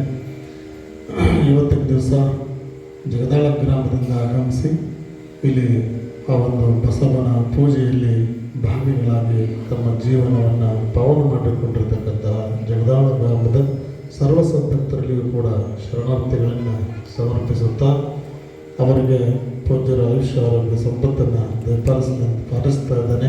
ಆ ಜಗದಾಳ ಗ್ರಾಮ ಅಂತಕ್ಕಂತಹದ್ದು ಏನಂದ್ರೆ ಅಲ್ಲಿ ಹೋದ್ರೆ ಸಾಕ, ಹೋಗಿ ನಿಂತರ ಅಲ್ಲಿ ಆ ಭೂಮಿ ನೋಡ್ಬೇಕು ನೀನಲ್ಲ, ಅಷ್ಟು ಚಂದ ರೈತಕ್ಕೆ ಮಾಡ್ತಕ್ಕಂಥ ಊರು ಯಾವುದು ಅಂತಂದ್ರೆ ಜಗದಾಳ ಗ್ರಾಮ. ಆ ಗ್ರಾಮದೊಳಗೆ ಅಲ್ಲಿ ಹೋಗಿ ಆ ಹೊಲಗಳು ನೋಡಿದ್ರೆ ಸಾಕು, ಈ ಕೆರೆಯೊಳಗೆ ಹೆಂಗೆ ನಕಾಶೆ ಹಾಕಿರ್ತಾರೆ ನೋಡ್ರಿ, ಅಷ್ಟು ಚಂದ ನಕಾಶೆ ಹಾಕಿದಂಗೆ ಭೂಮಿ ಇರ್ತಾವೆ ಅವರು. ಅಲ್ಲಿ ಏನು ಅಂತಂದ್ರೆ ಹೊಸದಾಗಿರ್ತಕ್ಕಂತಹ ಕೃಷಿ ಎಣ್ಣೆ ಪದ್ಧತಿ ಅದೆಲ್ಲವನ್ನು ತಮ್ಮ ಕೃಷಿಯೊಳಗೆ ಅಳವಡಿಸಿಕೊಂಡು ಇಲ್ಲಿ ಬಂದಿರತಕ್ಕಂಥವ್ರೆಲ್ಲರೂ ಕೃಷಿಕರೇ, ಅವರು ಮಣ್ಣಿನ ಮಕ್ಕಳು ಅಂತಕ್ಕಂಥದ್ದು.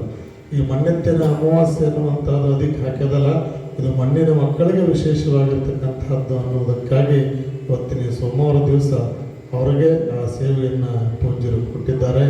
ಅದಕ್ಕೆ ಅಲ್ಲಿ ಅವರು ತಮ್ಮ ಕೃಷಿ ಕಾಯಕದಿಂದ ಬಂದಿರತಕ್ಕಂತಹದ್ದನ್ನು ಇವತ್ತಿನ ದಿವಸ ಈ ದಾಸೋಹದಲ್ಲಿ ವಿನಿಯೋಗ ಮಾಡಿ ಆ ಮಣ್ಣಿನ ಹಾಗೂ ಆ ನಂದೀಶನ ಪೂಜೆಯಲ್ಲಿ ಅವರೆಲ್ಲ ಭಾಗಿಗಳಾಗಿದ್ದಾರೆ. ಅದರಲ್ಲಿ ಭಾಳಷ್ಟು ಜನ ಹೈನುಗಾರಿಕೆ ಮಾಡ್ತಾರೆ, ಕೃಷಿ ಕಾಯಕವನ್ನು ಮಾಡ್ತಾರೆ.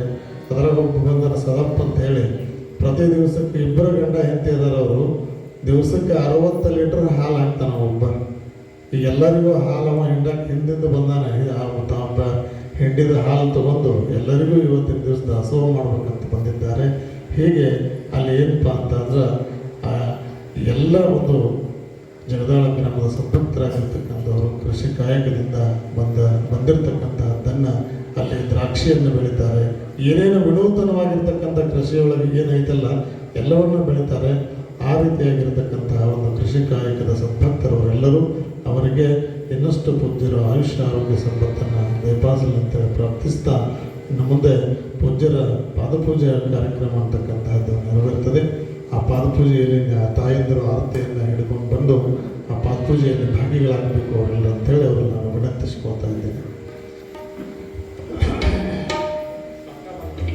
ನಾಳಿನ ದಿವಸ ಏನಂತಂದರೆ ಶ್ರೀಮಠದಲ್ಲಿ ಚಪಾತಿಯನ್ನು ದಾಸೋಹಕ್ಕೆ ಮಾಡೋದಿದೆ. ಅದಕ್ಕೆ ತಾಯಂದಿರು ಬೇಗನೆ ಬರಬೇಕು. ಶೇಖರಣೆ ಚಪಾತಿ ಮಾವಿನ ಹಣ್ಣಿಂದ ನಾಳೆ ಏನಂದ್ರೆ ನಮ್ಮ ಮಠದಾಗಿನ ಮಾವಿನ ಹಣ್ಣಿಂದು ಎಲ್ಲರಿಗೂ ಶೇಖರಣೆ ಮಾಡಿರುವಂಥದ್ದು ಹೇಳಿದ್ದಾರೆ. ಆ ರೀತಿಯಾಗಿ ಆ ಚಪಾತಿಯನ್ನು ಮಾಡಲಿಕ್ಕೆ ತಾಯಂದಿರು ನಾಳೆ ಬೇಗನೆ ಬರಬೇಕು ಅಂತೇಳಿ ತಮಗೆಲ್ಲ ಸೂಚನೆಯನ್ನು ಪ್ರಕಾರವಾಗಿ ತಾಯಂದಿರು ಬೇಗನೆ ಬಂದು ಚಪಾತಿಯನ್ನು ತಯಾರಿಸ್ತಕ್ಕಂತಹ ಒಂದು ಕಾರ್ಯಕ್ರಮದಲ್ಲಿ ಭಾಗಿಗಳಾಗಬೇಕು ಅಂತೇಳಿ ವಿನಂತಿಸ್ತಾ ಇನ್ನು ಮುಂದೆ ಪಾದಪೂಜೆ ಕಾರ್ಯಕ್ರಮ ನೆರವೇರುತ್ತದೆ. ಆರತಿಯನ್ನು ತೆಗೆದುಕೊಂಡು ತಾಯಂದಿರು ಮೇಲ್ಗಡೆ ಬರಬೇಕು ಅಂತೇಳಿ ವಿನಂತಿಸ್ತಾ ಇದ್ದೇನೆ.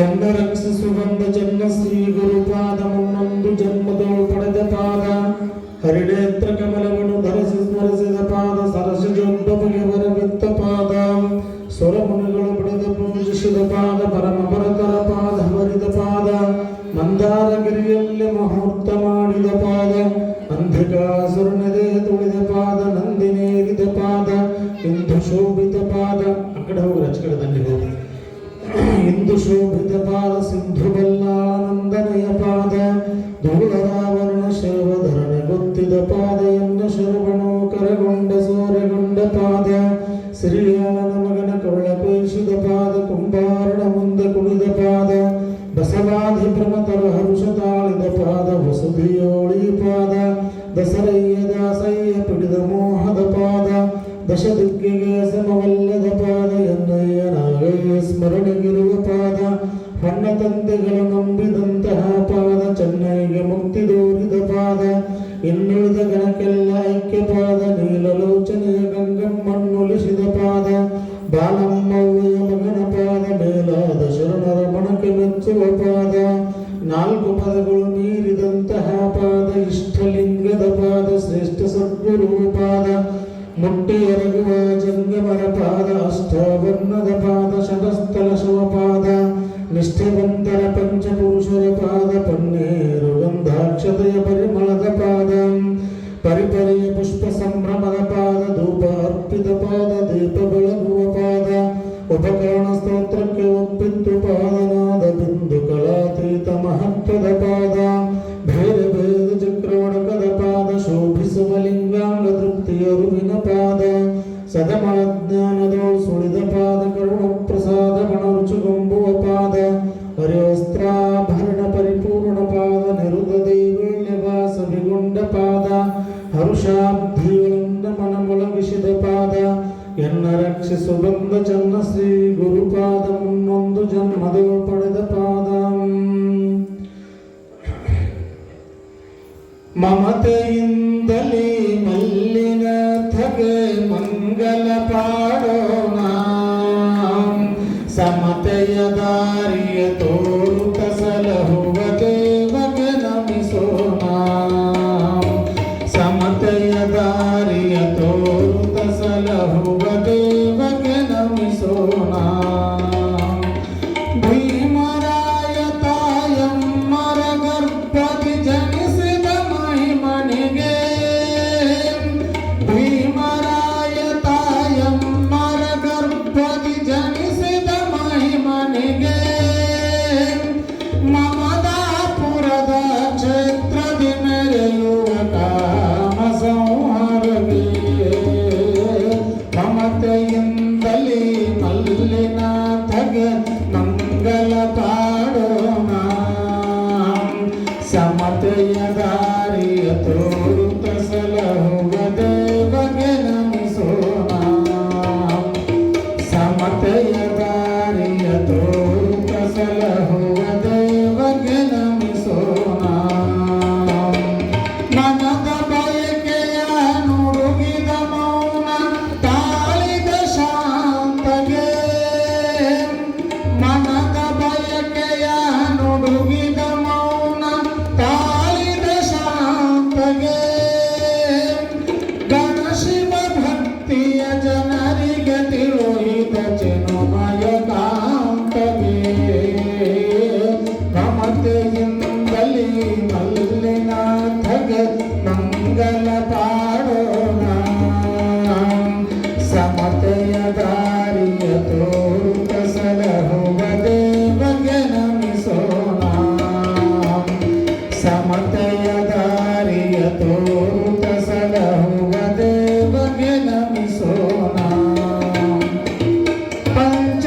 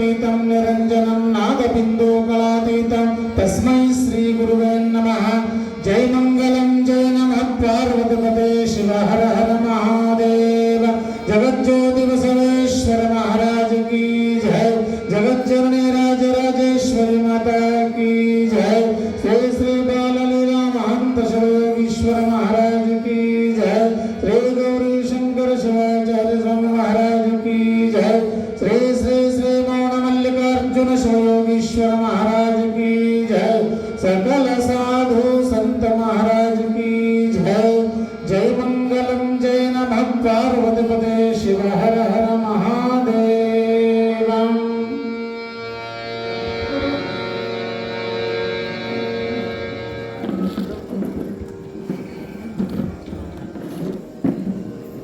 ಎಲ್ಲರೂ ಪ್ರಸಾದಕ್ಕೆ ಕುತ್ಕೊಳ್ಬೇಕಾಗಿ ತಮ್ಮೆಲ್ಲರಲ್ಲಿ ಸೇವನೆಯ ಪ್ರಾರ್ಥನೆ. ಕುರ್ಚಿ ತೆಗೆದು